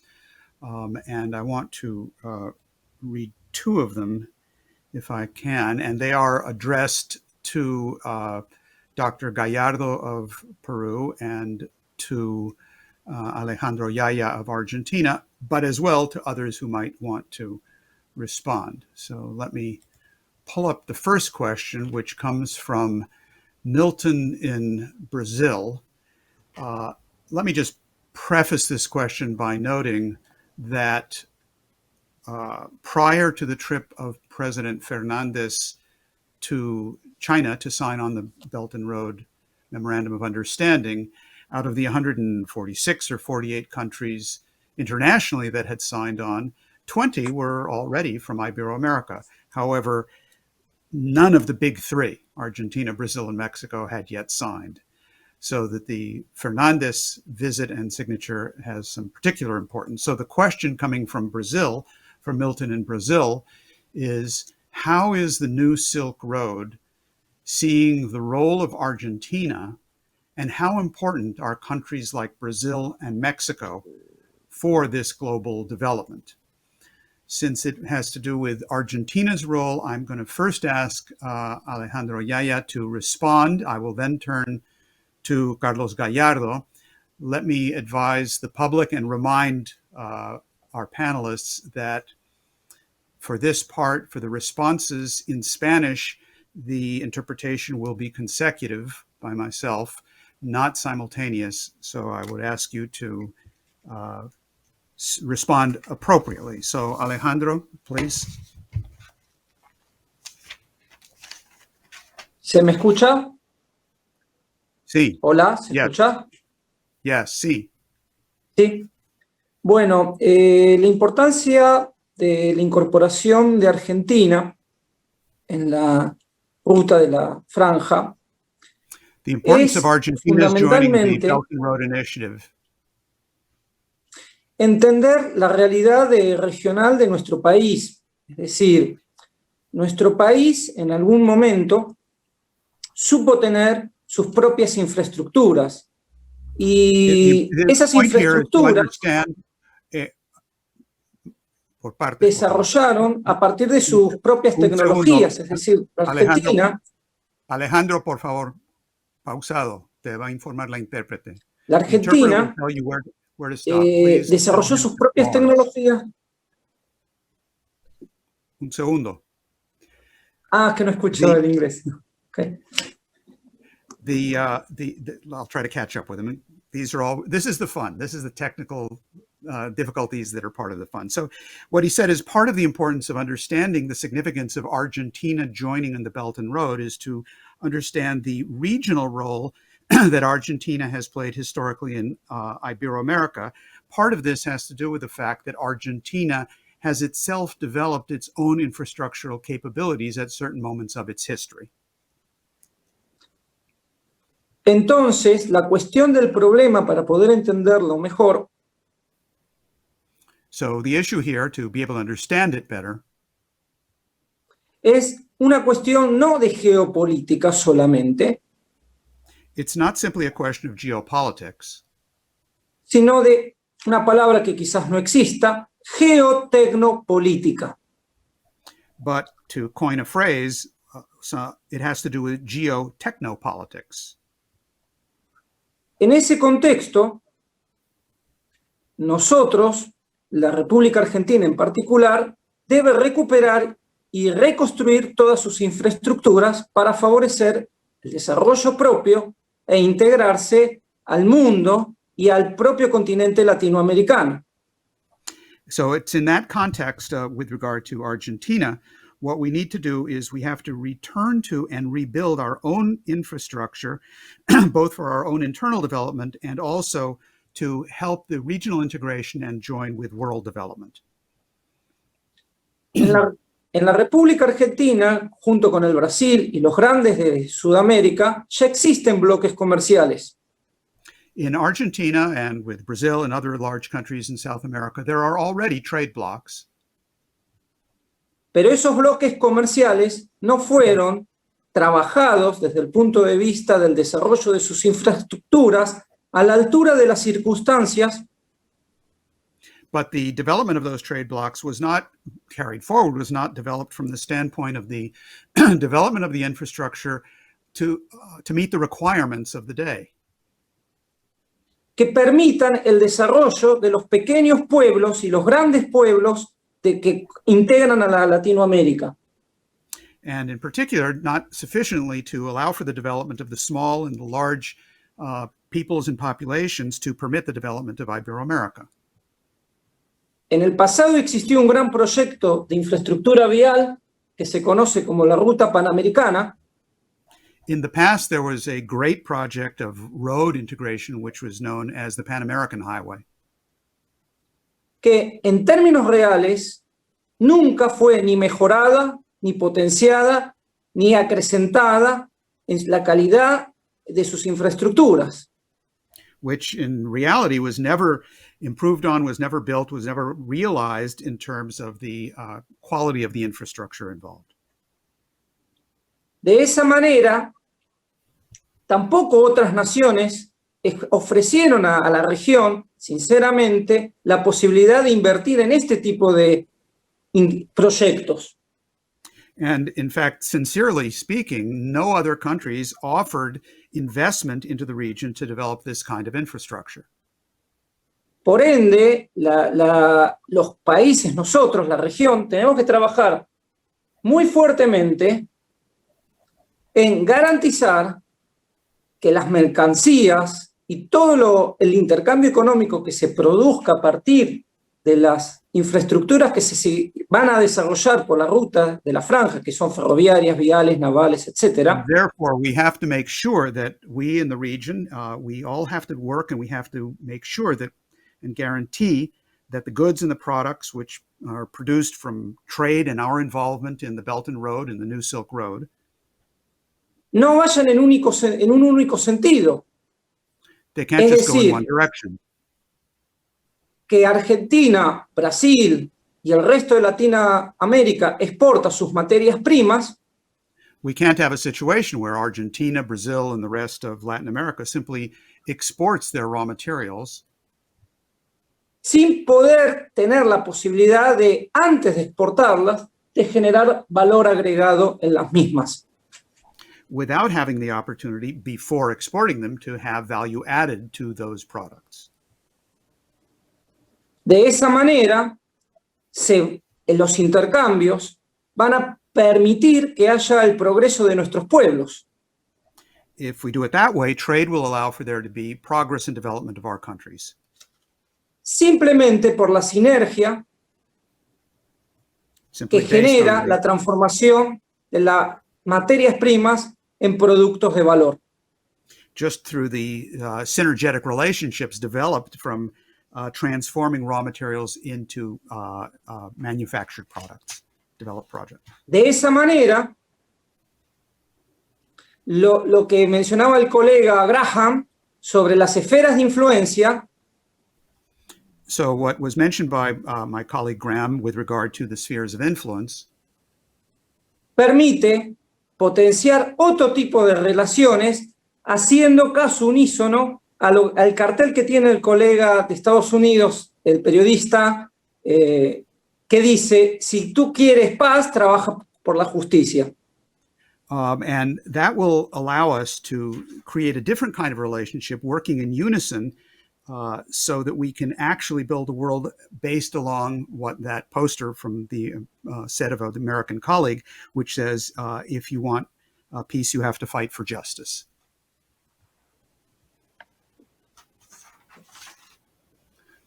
Okay, very good. I had to think there for a second which language to speak in. I think I got it right. I would like to now ask Dr. Gallardo from Peru to also address this question of the relationship of the development of countries within the Americas, such as Peru, and the projects of the Belt and Road Initiative, and how this can be brought to bear on other countries, such as Brazil and Mexico.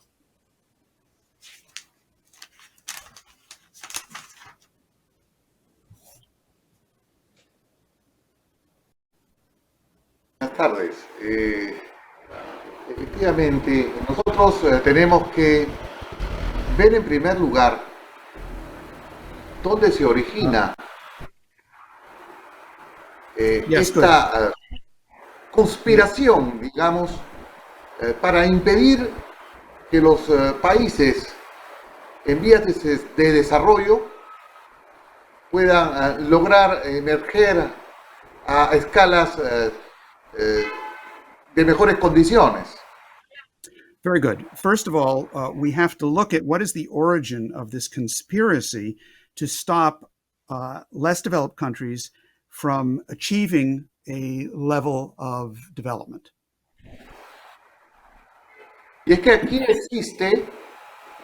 existe un enfrentamiento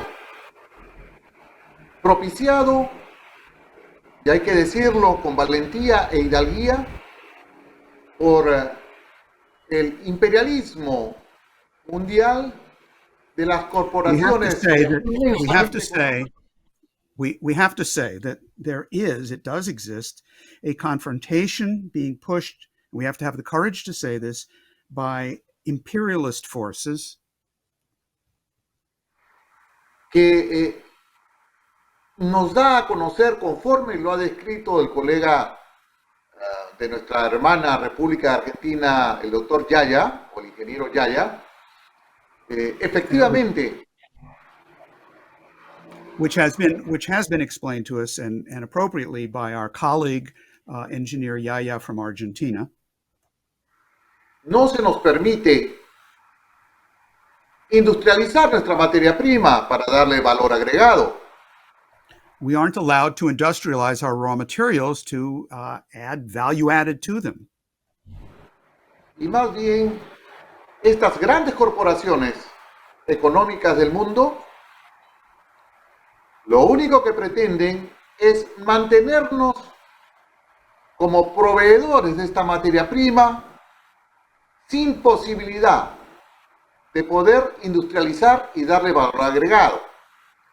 Ahora bien, we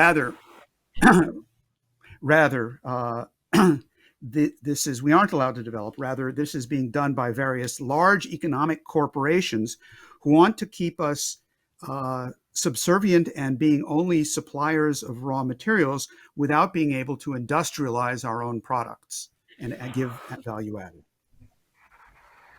Ahora bien, con la franja y la ruta,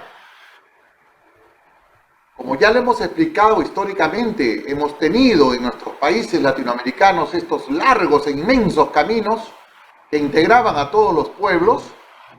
Con la franja y la ruta. As for the Belt and Road Initiative, let me say, as we already were explaining, we have had in our countries these very extensive long roads and routes to integrate the nations of our region. Decía que con la franja y la ruta aparece una gran oportunidad para nuestros países. And therefore, with the Belt and Road Initiative, we have another great opportunity for our countries. Fíjese usted que en el norte del país nosotros tenemos un puerto llamado Bayóvar. Just consider the following. In the north of our country, we have a port which is known as Bayóvar Port.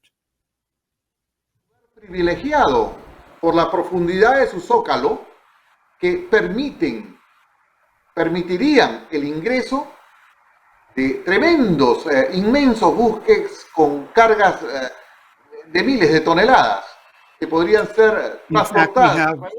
In fact, we have conditions there to establish a very deep water port, which would allow the arrival and the use of this port by huge, enormous ships with thousands of tons of displacement.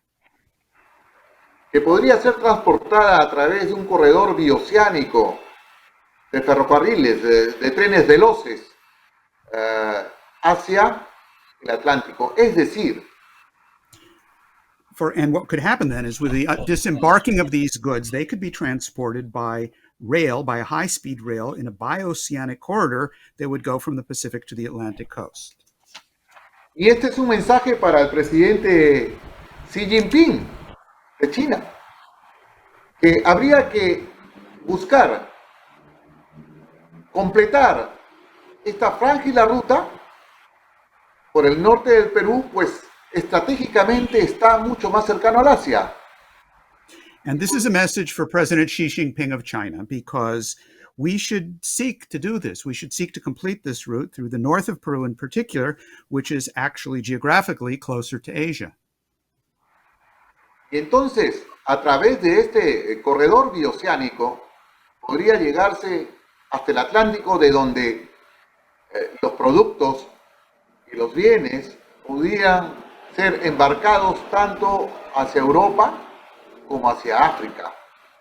De manera And que, therefore, with this bioceanic corridor, what we would have is a situation where the goods could be transported to the Atlantic coast and from there shipped over to Europe and to Africa.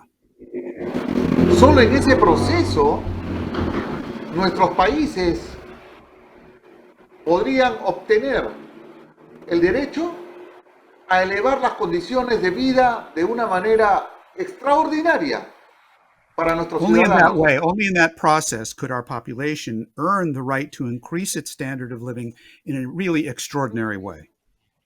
Pero también se daría paso a la diversificación económica que nuestros países necesitan. But this would also open the way to be able to carry out economic diversification, which is something else that our countries need. A la industrialización, ciertamente, al turismo, a la minería. This would be the case for industrial development, for tourism, for mining.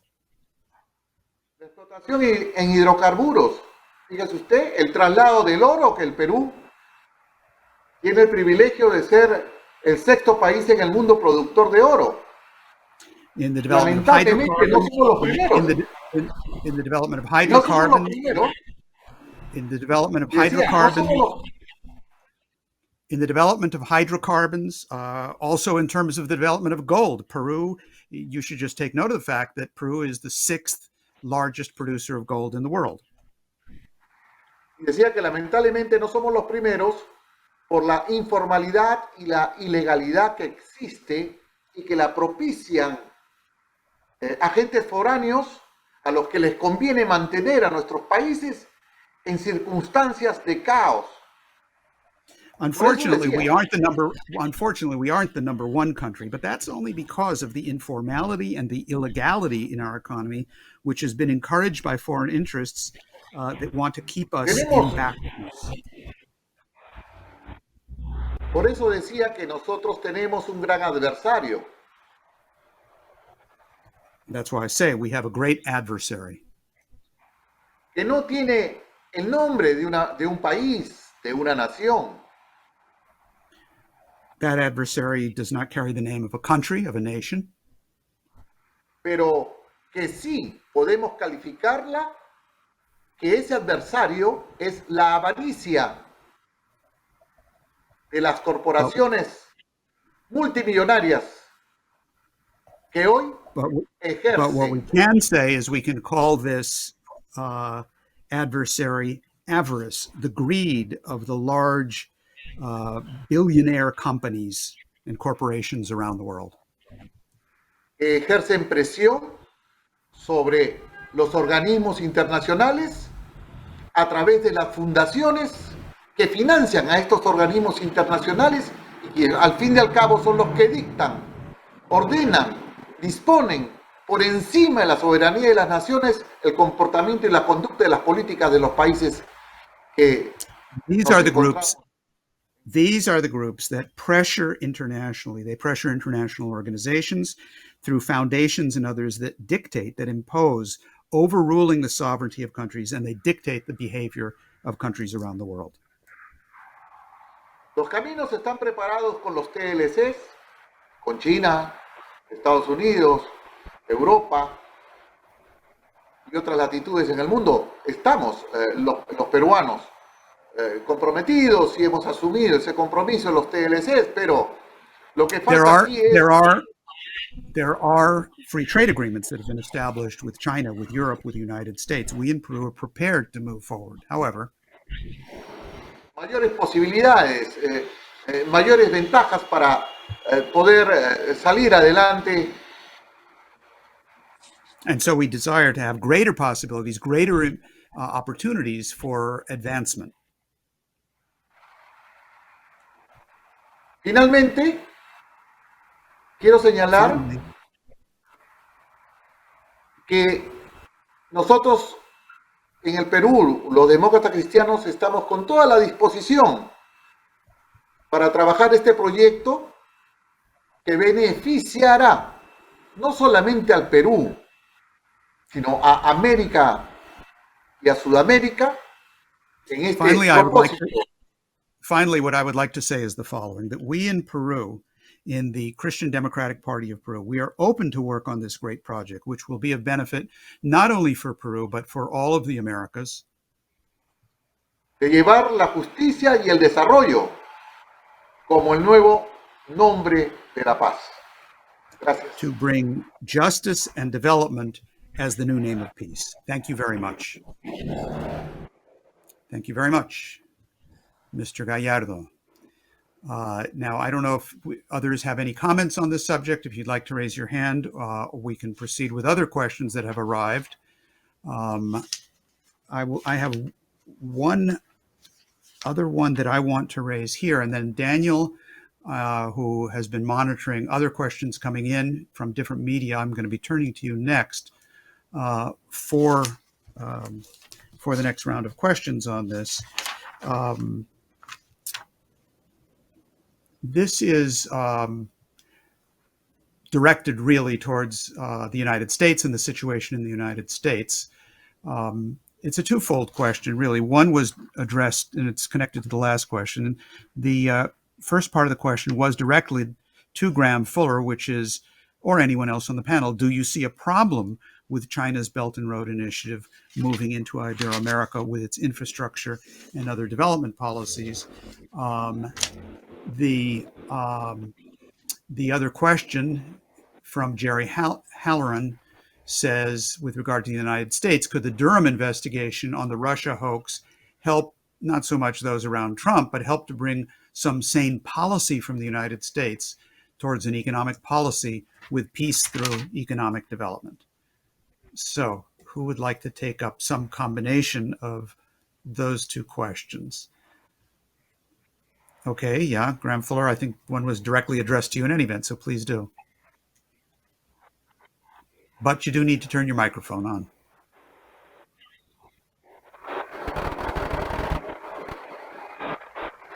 Yeah, this is a very important question.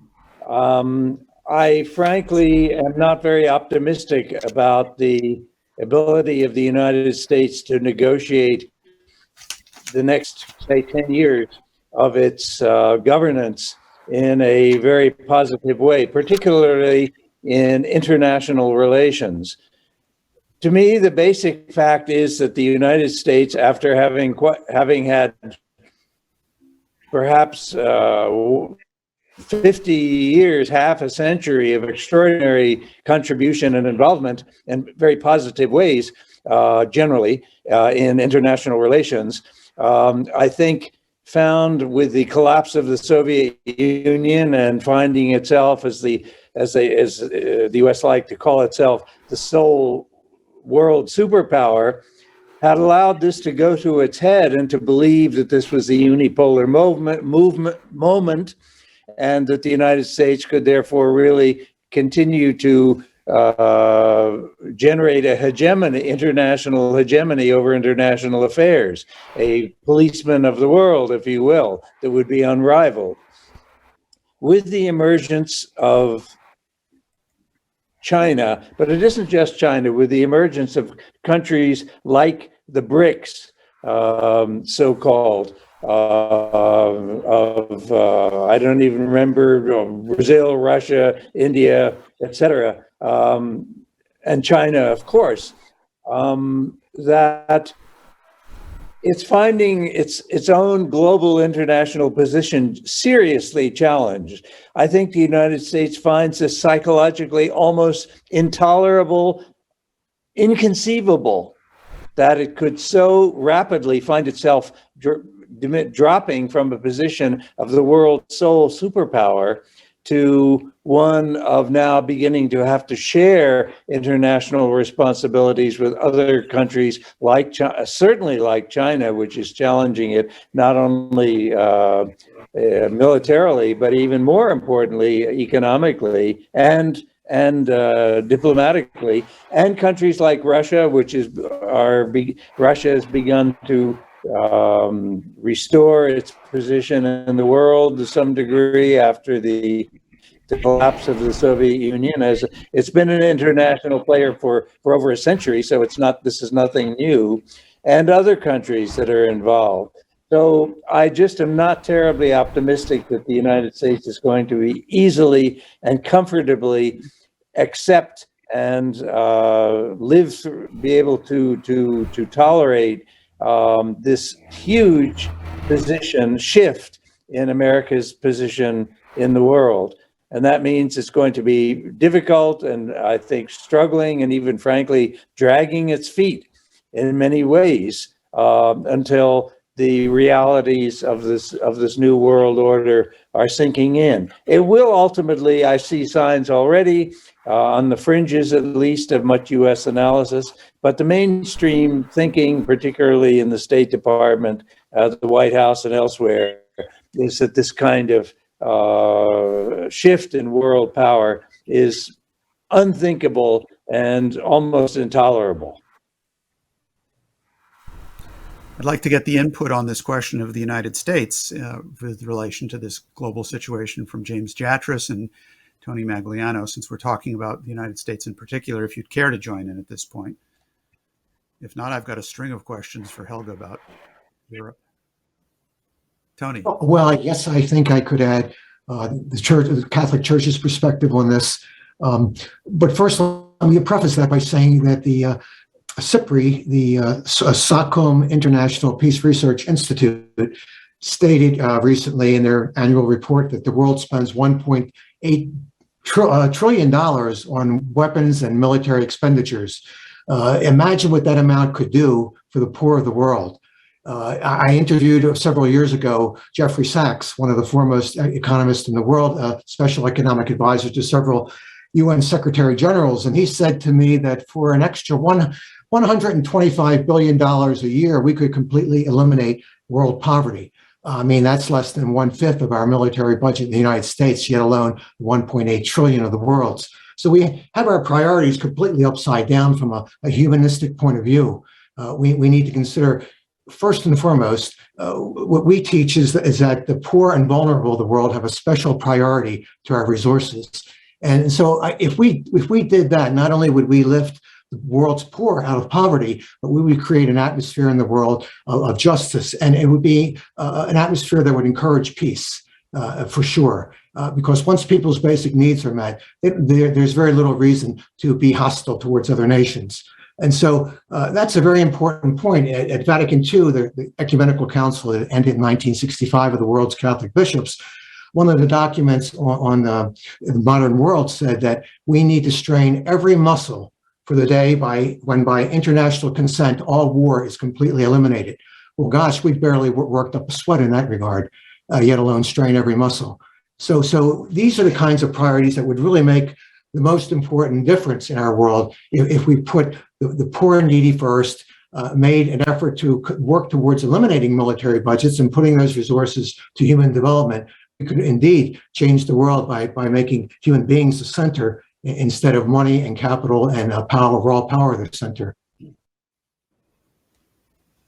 Okay, great. I have three questions together that I'm going to read, which I would like in particular Helga and then Jacques Cheminade, who has in fact joined us, I see him there, to respond to that, and then we'll take it from there. And here they are. First, from Josef in Germany. In order to bring in the perspective that LaRouche turned to in such moments, such as saying that it is most appropriate to turn to the poets as Lincoln and Bismarck turned to Shakespeare or Schiller's work on history, especially Schiller's work on the 30 Years' War in Europe? Would this be appropriate? Secondly, this is a question, I guess I only have two. This is a question which interestingly comes from Venezuela, which says the following: Germany has participated in 2 world wars, and is it time for it as a nation to occupy a place of honor in the human community? Is it possible that before those 100 seconds before midnight are up, that nation could tip the balance on behalf of humanity? Helga? Well, I think that the Schiller Institute has always the perspective of not taking things as the status quo, because if you do that, then you would end up pretty pessimistic and say there's very little hope. But I think, the ability of Lyndon LaRouche to forecast developments in a long range way, like, for example, when he in 71 predicted that the decoupling of the dollar from the gold and getting rid of fixed exchange rates through Nixon, that this turn to monetarism would lead in the medium term to a danger of a new depression, a new war, and even new fascism. I mean, that's exactly what we see right now. I think anticipating not a stable development. I mean, we are about to have an international crisis in the financial system. I don't think the inflation will be brought under control. We may see this year massive crashes. The Federal Reserve is caught between a rock and a hard place.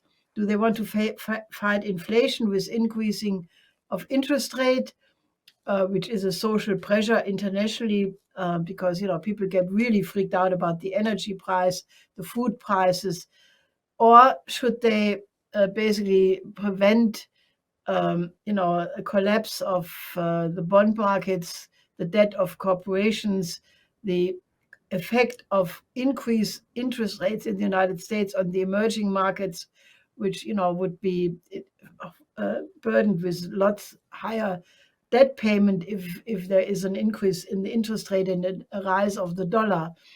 So we are not in calm times, and I think if you have a crisis developing, if you have a perspective, a plan of where mankind should be, and you are mobilizing and organizing social forces to be influenced by these developments, I think that you can actually win against the odds. And in that point, I disagree with Graham Fuller, even about the United States.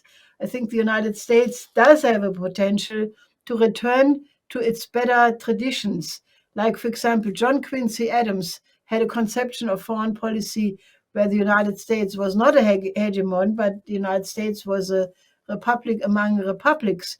And, there are many forces inside the United States, maybe not inside the Beltway, but in the different states, the governors, the elected officials, who are actually quite open to the cooperation with China, or others who are quite, moral in terms of, dealing with Latin America, with hopefully Africa, and so on. So I don't look at the United States as this unmovable monster, which many people nowadays do. But I look at it as something which can be encouraged. It can be, because the problem is, I don't think that if the United States would collapse or disintegrate like the Soviet Union, I don't think it would be peaceful. The Soviet Union disintegrated in an enormously peaceful fashion. The Warsaw Pact dissolved peacefully, relatively. But I don't think that the United States would do that. So we have to really think very hard and then think about options, showing the perspective for a cooperation between, let's say, the United States and China and Latin America. So, I think we have to, if you want to get out of this period in a safe way and without big catastrophes, I think we have to be much more inventive than just saying in 10 years the thing will be like that. I don't think that is sufficient. Now, I think we should be inspired by Schiller, because one of the many beautiful things Schiller said was that there is no contradiction between a world citizen and a patriot. And that is exactly the quality which is required right now, because, to come to this new paradigm of the shared community of the one future of humanity, you have to think like a world citizen. And if we build a new paradigm in the right way, then the interest of the nation, of any nation, will not be in contradiction to the interest of humanity as a whole. And I think that is the kind of discussion which we have to have. And I think everything has to be approached from the standpoint of development. Because if there is development for everybody, every problem can be solved. It's only when you have scarcity and hoarding and the idea that the privileges must be collected in the hands of a few, that you have these conflicts. Once we replace it with the principle that the maximum development of the other is in our own interest, there is no problem which we cannot solve. And that does require education, organizing, and love for humanity.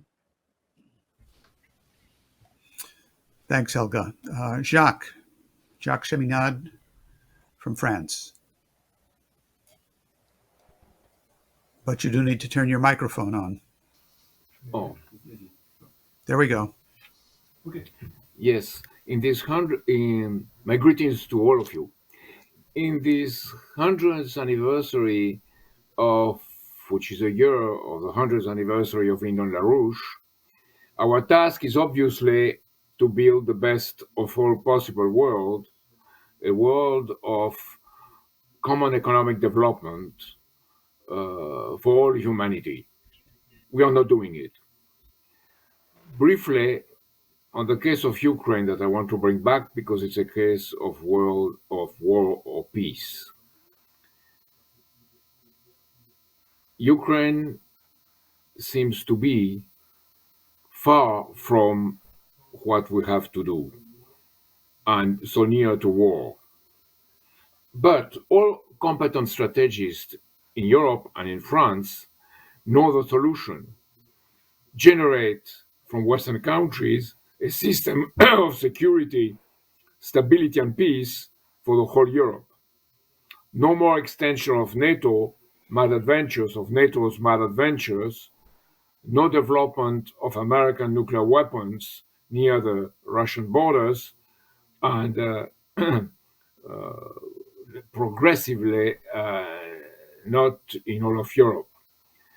Stop neutrality of Ukraine, stop the shock therapy, and mainly construct Ukraine as a nation, bridging the best of Western Europe and the best of Eastern Europe, from the Atlantic to the Urals, as de Gaulle used to say, and now to the Sea of China, as Leibniz already in the 17th century established it.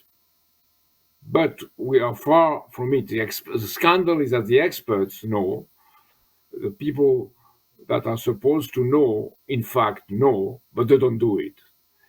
So, in this context, the populations fear not to know what to do.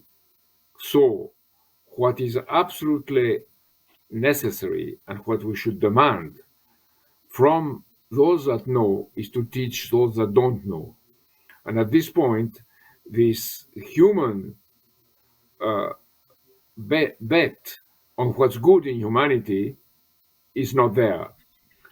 What I must say is that if we look at the history of France, we can see many examples of that, not as a matter of misguided nationalistic pride, but to inspire the thinking from above.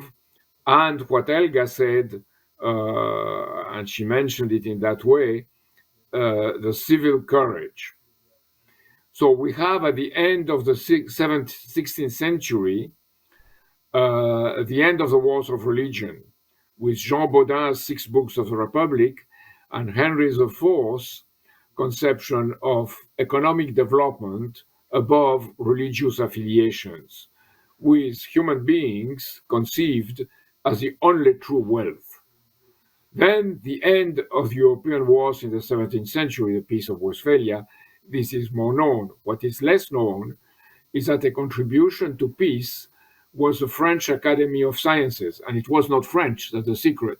It was European and it was international, embodied by Leibniz himself, who enlarged the concept to China in his time, and we are reviving it with the new Silk Road. Then the end of the British occupation of the United States, with the contribution of France, Lafayette, but also Rochambeau, and then as security in the peace, the French Polytechnique and Arts et Métiers institutions, promoting education of principle, of artistic and scientific principles to the population. And then in the 20th century, the goal concept that the sense and the service of your nation and progress implies, if it's truthful, as Helga said, the advantage for all humanity as a one, expressed in multiple forms of contributions. So this is what is our challenge, and it's the World Land Bridge, the beautiful World Economic and Cultural Land Bridge, which is the challenge for our 21st century, with the arch and the pillars that are necessary, that are called Yemen, that are called Afghanistan, that are called Syria, and that are called African states. In that context, a first step that I want to mention is a common French and Chinese project. It's not a big thing, but it's nonetheless more than €1.3 billion. It's a project with seven different aspects. One is a project of cleaning the waters and having water management system in Dakar, in Senegal, 3 hydroelectric projects in Gabon, etc.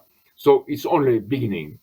But this beginning, if we manage to go further, is the direction in which we should go, as it was said by all our contributors from Ibero-America. And I must say that if we want the education of the population and create in that population the sense of its power for peace and common development, to know that a human being respects the other and tries to make of the other the best that he has himself or herself. So in that sense, we should evoke and listen to Brahms and Beethoven's music, as we always do in our conferences, not only as for our minds, but for our deeds. And then, in that sense, we would improve the world, because we are going to be capable to be better human beings and think that the whole population, in that sense, can also be better. And we are, unfortunately, in a world where this is not shared, where there is a cultural problem that we have absolutely to overcome through these contributions. And the lesson of this conference, I think, is that all of us should contribute to that, because we maybe are few, but we represent the future of all.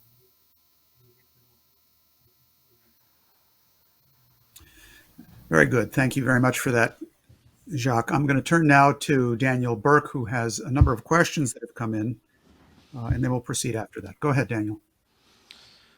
Very good. I have a question that comes in through Twitter in response to a map that I shared of the Bioceanic corridor.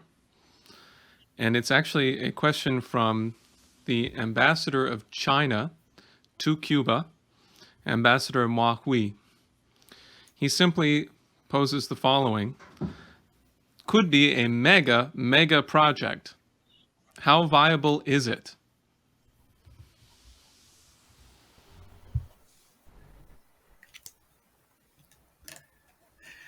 Okay, Alejandro, I think you want to answer that question. And please Sí, remember, brief evidentemente, to be able to interpret. Go right ahead. sí, evidentemente es así. Es decir, la vastedad del territorio, Yes, evidently that's quite true. The territory is so vast. la vastedad de recursos que hay, The resources are so vast. implica que no hay un único camino. This implies that there's not just one single route. Simplemente distintos puntos de entrada a un mismo objetivo de intercambio y de interconexión. There's just different points of entry to addressing the same question of exchange and development. La ruta puede ingresar por Mesoamérica, puede ingresar por el Brasil, puede ingresar por el Uruguay, puede ingresar por distintas regiones de Argentina e interconectarse con todo el resto. The route can begin in Mesoamerica, Central America. It can begin in Brazil. It can begin in Uruguay.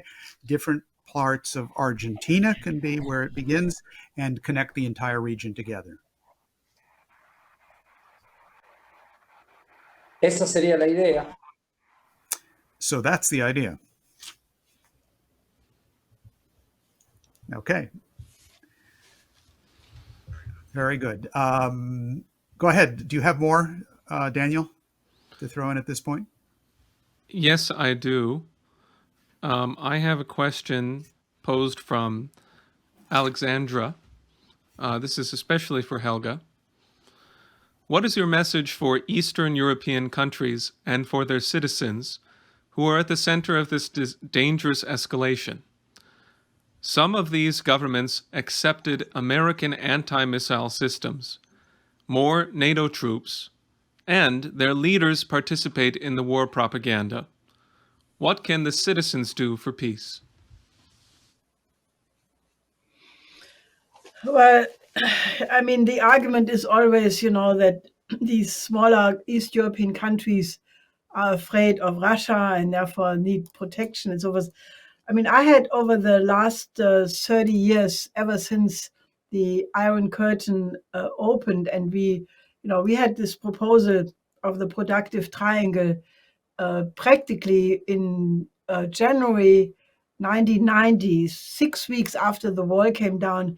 We had this proposal in the form of a brochure, how to connect Western and Eastern Europe through the so-called productive triangle, which was the idea to integrate this region from Paris, Berlin, Vienna through modern infrastructure, maglev trains, other high-tech investments, make it more productive, then bring this development in the form of development corridors to Eastern Europe, to Warsaw, to Hungary, so I traveled in these months when everything was still completely undecided, and presented this proposal. And this would have been in the very interest of these countries.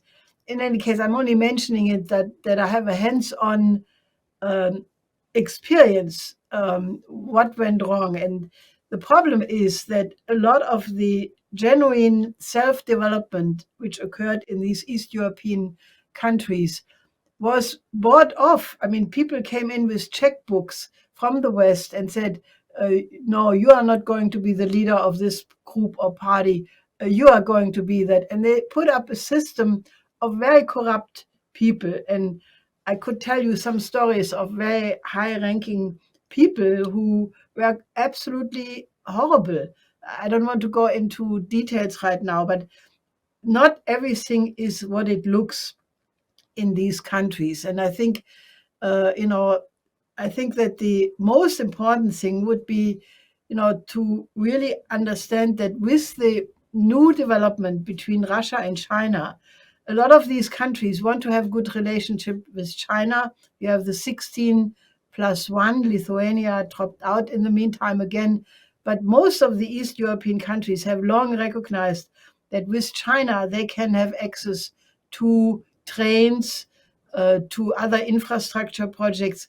And I think that, I think it's a lot of question of education and, basically, diffuse this idea of competition, that it's, the idea to have Build Back Better and Global Gateway as competition to the Belt and Road Initiative is really stupid. I mean, if you think about it, we have world famine of biblical dimensions with up to 300 million people on the verge of starvation, according to the World Food Program. You have Afghanistan, which is a whole nation. 98% of the people are food insecure, which means they are in danger of not making it.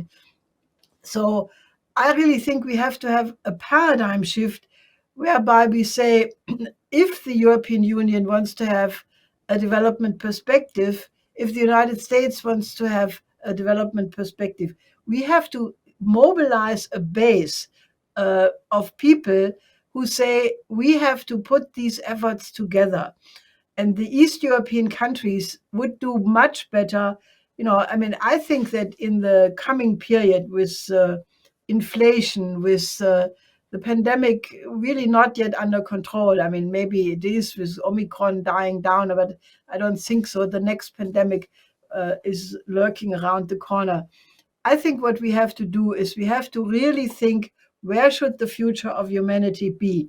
I think the economic integration of Europe from Lisbon all the way to Vladivostok, and beyond that all the way to the southern tip of Argentina and Chile, and to the northern tip of North America, then going through the Bering Strait. We have to integrate that.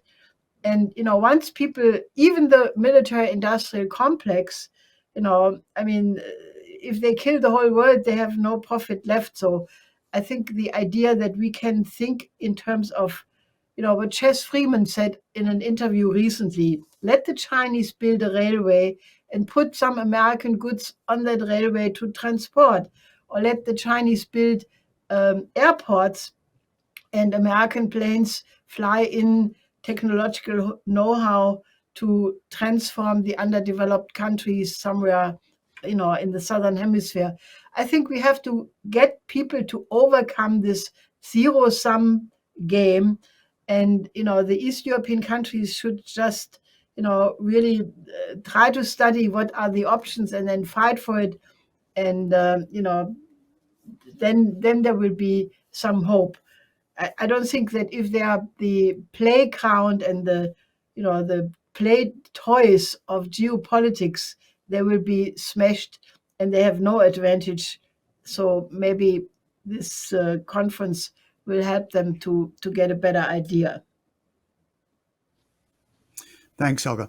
We are approaching the part of this conference where we will go into the concluding statements and wrap up discussion from each of our panelists today.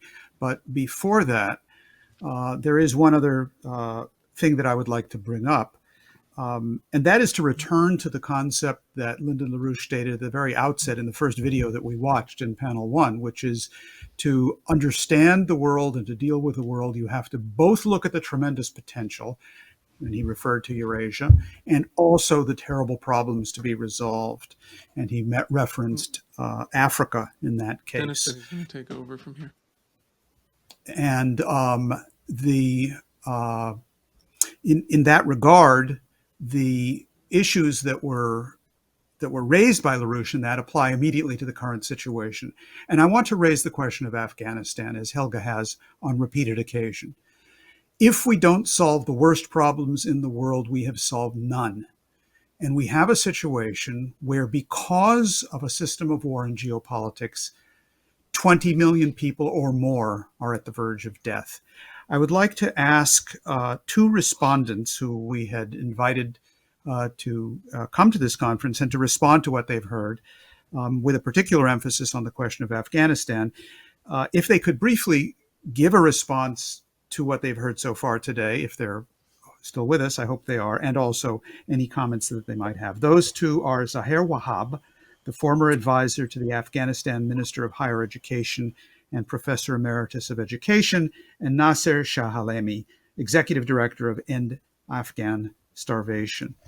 So can we bring these two gentlemen up? Yes, can you please. hear me? Perfectly, go right ahead. Yes, greetings from Portland, Oregon. Of the last 20 years, I've spent more than half of my time in Afghanistan working with the system of higher education. I returned to Portland about 2 years ago. Currently, I'm on the phone daily. In fact, I was on the phone with several friends and associates this morning. So I have a pretty good idea about this life, the hell on earth. And as was pointed out by Mr. Magliano, what he said about the hunger, poverty, sickness, disease, starvation, and so forth is quite accurate. I know that the military, industrial, and congressional complex, along with the corporate media, are now very eager to embark on a war with Russia over Ukraine. But I'm not going to deal with that. What I'd like to do is to, again, talk about what must be done in Afghanistan and what happened. The U.S. invaded, occupied, and I would say deliberately underdeveloped Afghanistan for the last 20 years. Recently, it robbed the richest nation on earth, robbed the poorest nation on earth, freezing all of its assets and declaring a more vicious economic war on the country. So I would ask the declining empire, that is to say, the declining American empire, to end its economic brutality and to do the following: unfreeze all of the assets of Afghanistan, return the stolen money that was stolen from the people of Afghanistan by Americans, by Afghans, by Afghan Americans, and by other people.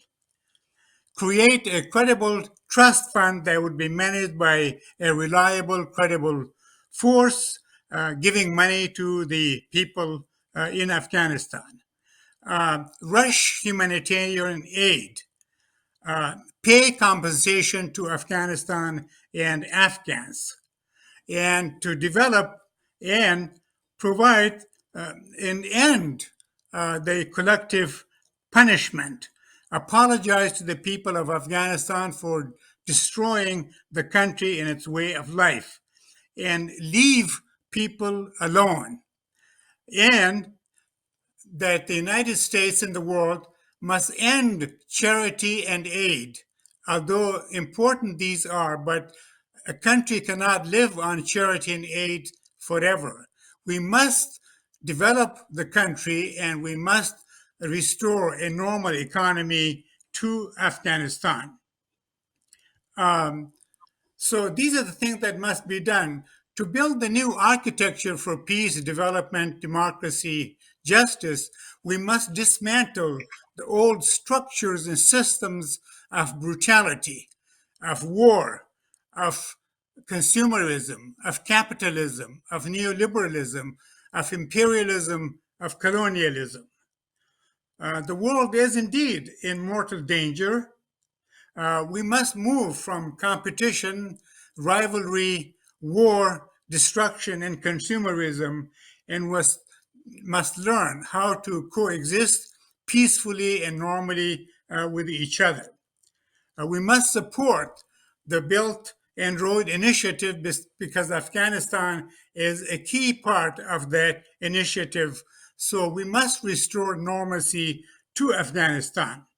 And we must normalize normal systems throughout the world, because I believe that the world is in mortal danger, and we live in a very difficult time. We have serious problems throughout the world that would need active and serious participation of all countries in the world. This is one of the Afghanistan case is one of the greatest moral failures of our time. Our humanity is on trial. Thank you. Thank you very much for your comments on the situation, both in Afghanistan and more broadly, Mr. Wahab. That's very much appreciated.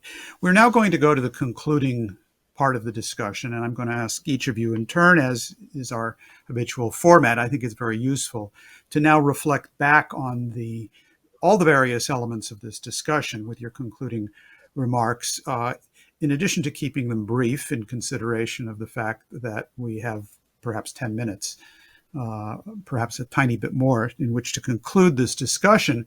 I would like you to think back on the purpose of this meeting, which was to bring forces together from around the world to discuss the issue that we are not only 100 seconds to midnight on the doomsday clock, but also to present and discuss the solution, a new security architecture, which Helga Zepp-LaRouche has laid out in all essential detail in her presentation. The tasks before us, what we need to do to bring the world away from the precipice of thorough destruction and into a new paradigm. With that concept in mind, and having had this discussion with people from many countries around the world, China, the United States, Germany, France, Argentina, Peru, Afghanistan, and I'm probably missing one or two, and I apologize, but you get the idea. With that, I would like your closing comments. Let me begin with Tony Magliano, please. Robert Kennedy once said that I see things and I wonder why, and I dream dreams and wonder why not. Why not a world where everybody is seen as a brother and a sister, not as Americans so much, or Germans or Afghans, but as human beings, where we share our resources and our technologies, but also our love. Even if you're not a Christian, I think Jesus summed it up very well. Love the Lord your God with all your heart, mind, and soul, and love your neighbor as yourself. And he made clear that our neighbor is everybody, including our enemies. And that's how we make enemies into friends, by the way, as he well knew, of course. We need to come to a paradigm where all life is respected, from the first moment of conception to natural death and everybody in between, with the poor and vulnerable having the most preferential option of all because they need the most help. But to not get that, but to raise them to a point where they have the resources to take care of themselves and to give back, which makes us all more human, the give and take. And so it's building this whole, what we call in the Catholic Church, a consistent ethic of life, where all life is respected, especially human life, but that extends to the earth. Pope Francis recently wrote his famous encyclical Laudato Si, in praise of you, God, and subtitled in caring for our common home. We need to also take care of the earth. It's in very bad shape, and we need to pass on an earth that is not only habitable, but flourishing as it was in the past to future generations. We owe it to the poor, but we also owe it to the unborn generations yet to come, to make sure that we have an atmosphere, a planet that's beautiful as God made it, and not in danger of becoming, as he also said, a filthy mess, polluted and overwarmed. So let us aim for this more holistic view, move away from the nationalistic view, and have a global view that we're all truly brothers and sisters with one God as our Father. Thank you very much for allowing me to share my thoughts. Thank you very much for participating in this discussion. Let me now turn to Mr. Gallardo from Peru for his closing comments.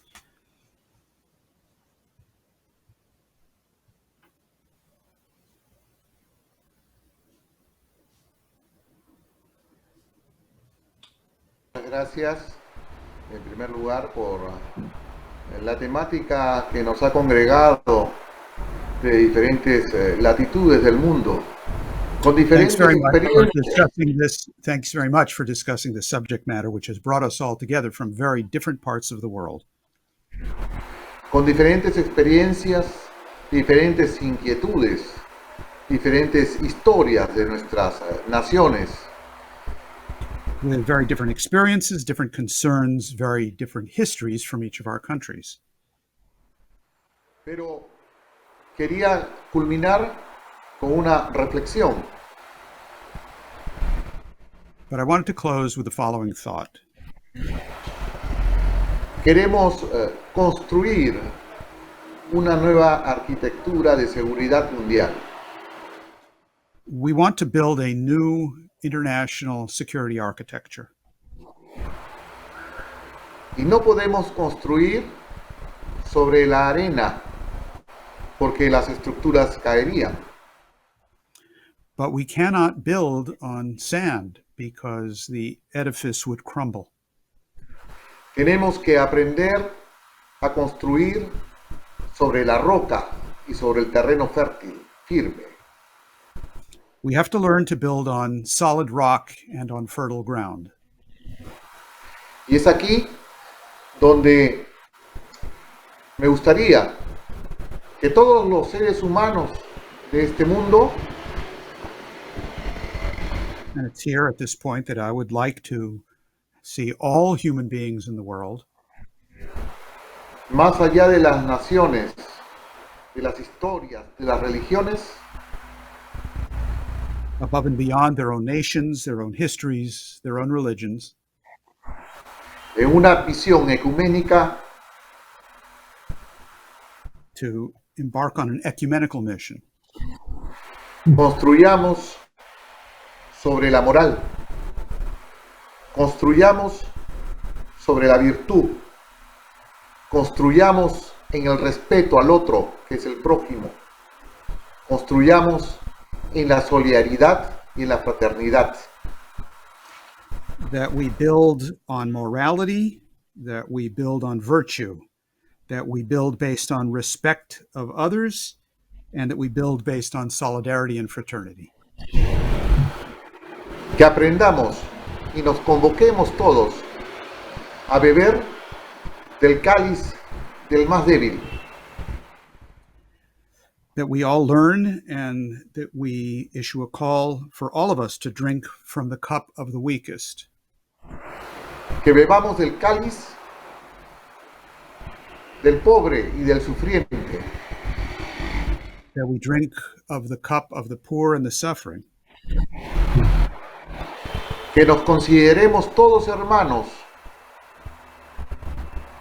That we consider ourselves all brothers. Y que reconozcamos en la proclama del nuevo mundo la esperanza para los pueblos, para las naciones y para la humanidad entera.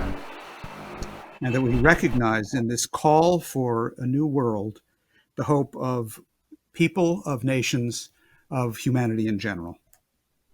Comprometidos en la seguridad del planeta como príncipes y herederos de la creación divina, desde el Perú, la democracia cristiana se compromete con ustedes y con todos los hombres de buena voluntad en hacer realidad la seguridad y las vías de desarrollo y la paz para el mundo y la humanidad. Muchas gracias. That committed to the security of the planet as the princes of this divine creation which we have inherited, we from Peru, from the Christian Democratic Party of Peru, we call on all good men of goodwill, and we make the commitment to make this a reality to ensure the security and the development of all of the nations of the world. Thank you very much. Thank you, Dr. Gallardo, for your contribution to this discussion, which is very greatly appreciated. And I now want to ask Graham Fuller to give us his closing thoughts.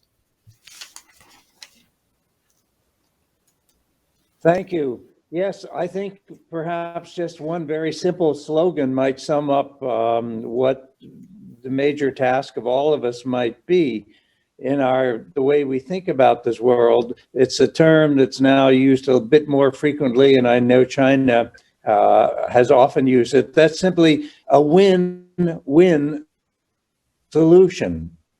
That has probably been somewhat alien to our black and white Western or even formerly global Cold War mentality to think that there can be win-win. But win-win is indeed very possible, and we need to bend our thinking more in that direction.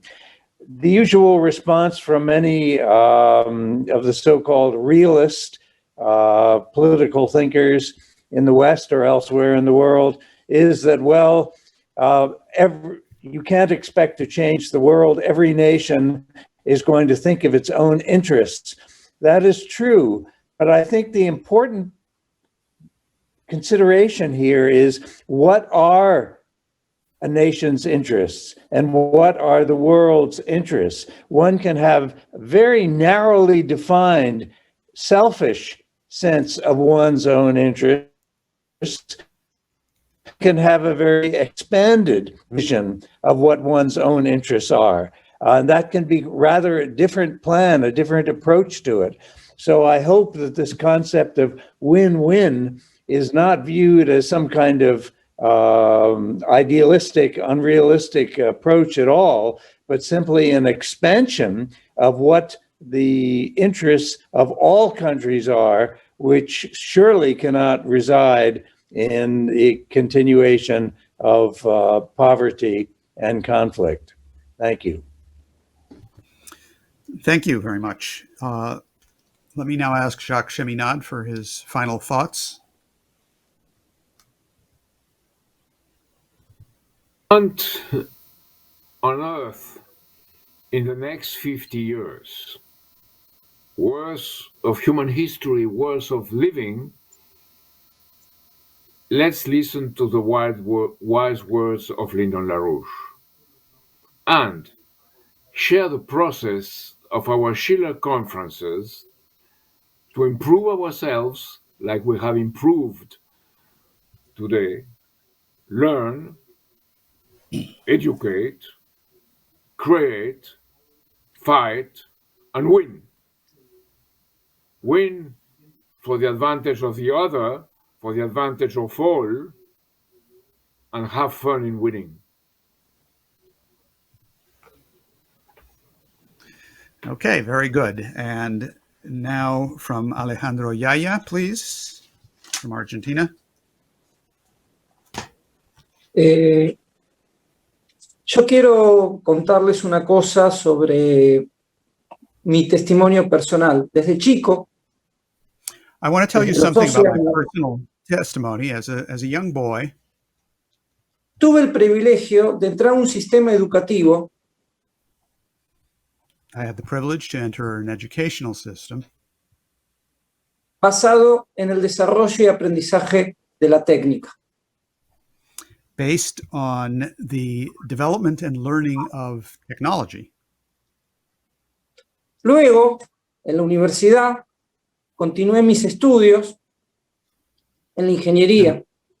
Then at the university, I continued my studies in engineering. Pero en todo ese proceso, lo que he aprendido fue que me enseñaron a crear. But what I learned throughout this entire process is that I learned how to create. De la nada. Out of A nothing. crear de la nada. Con los recursos disponibles. To create out of nothing with whatever resources were available. Luego en mi profesión, Then in my profession, tuve el my honor career, de conocer a otros profesionales de todo el mundo I had the honor to meet other professionals from around the world, también del sistema del conglomerado industrial de la defensa, also coming from the defense industrial conglomerate sector, que tenían la misma educación que yo. Who had received the same education as I. Tenían la misma capacidad para crear. They had the same ability to create. Pero unos lo hacían para destruir. They didn't do this to destroy. Y otros para construir. They did it to build.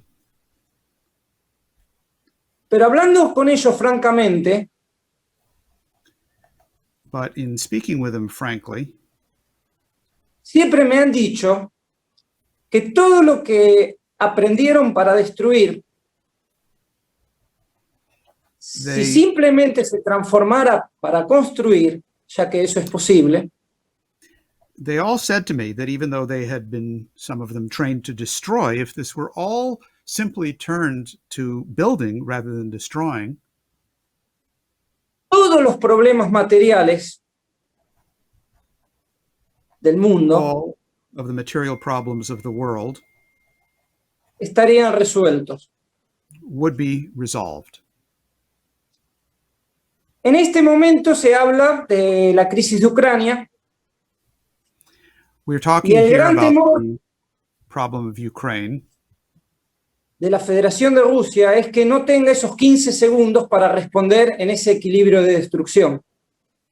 And the great fear in these countries in Russia is that they would not have time in those 15 seconds to deal with this equilibrium of terror, destruction.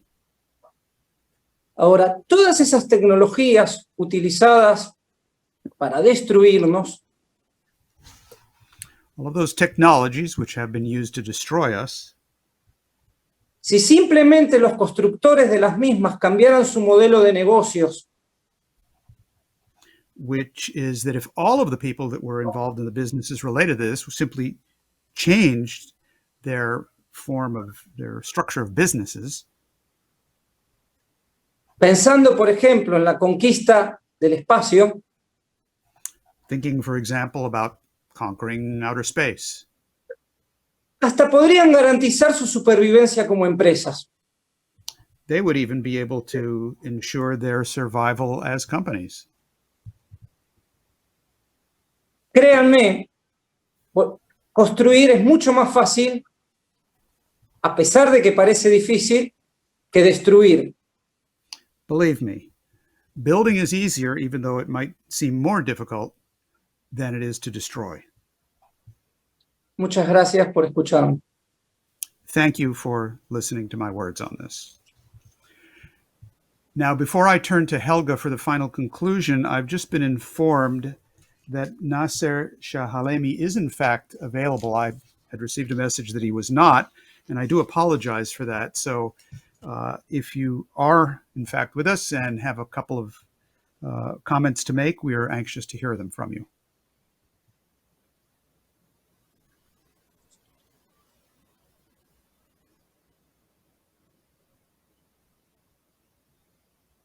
Well, I guess the first report I'd received was correct. Okay, we'll, I'm sure, remain in touch with him in the future. Helga, could we please have your concluding comments for this conference? Well, in thinking about on what principles an international security architecture must be built to be durable, it seems that it's obvious that we have to move away from opinion, because opinions are many and there's no criteria of truth in it. And we also have to move away from prejudice. So how can we put it on a foundation which is more profound? And what is more profound than natural law? Natural law, if you want to discuss it from a religious standpoint, this was the idea of humanism and theology in Europe for many centuries, that there is a lawfulness in creation which is deeper and more profound than any positive law man could make.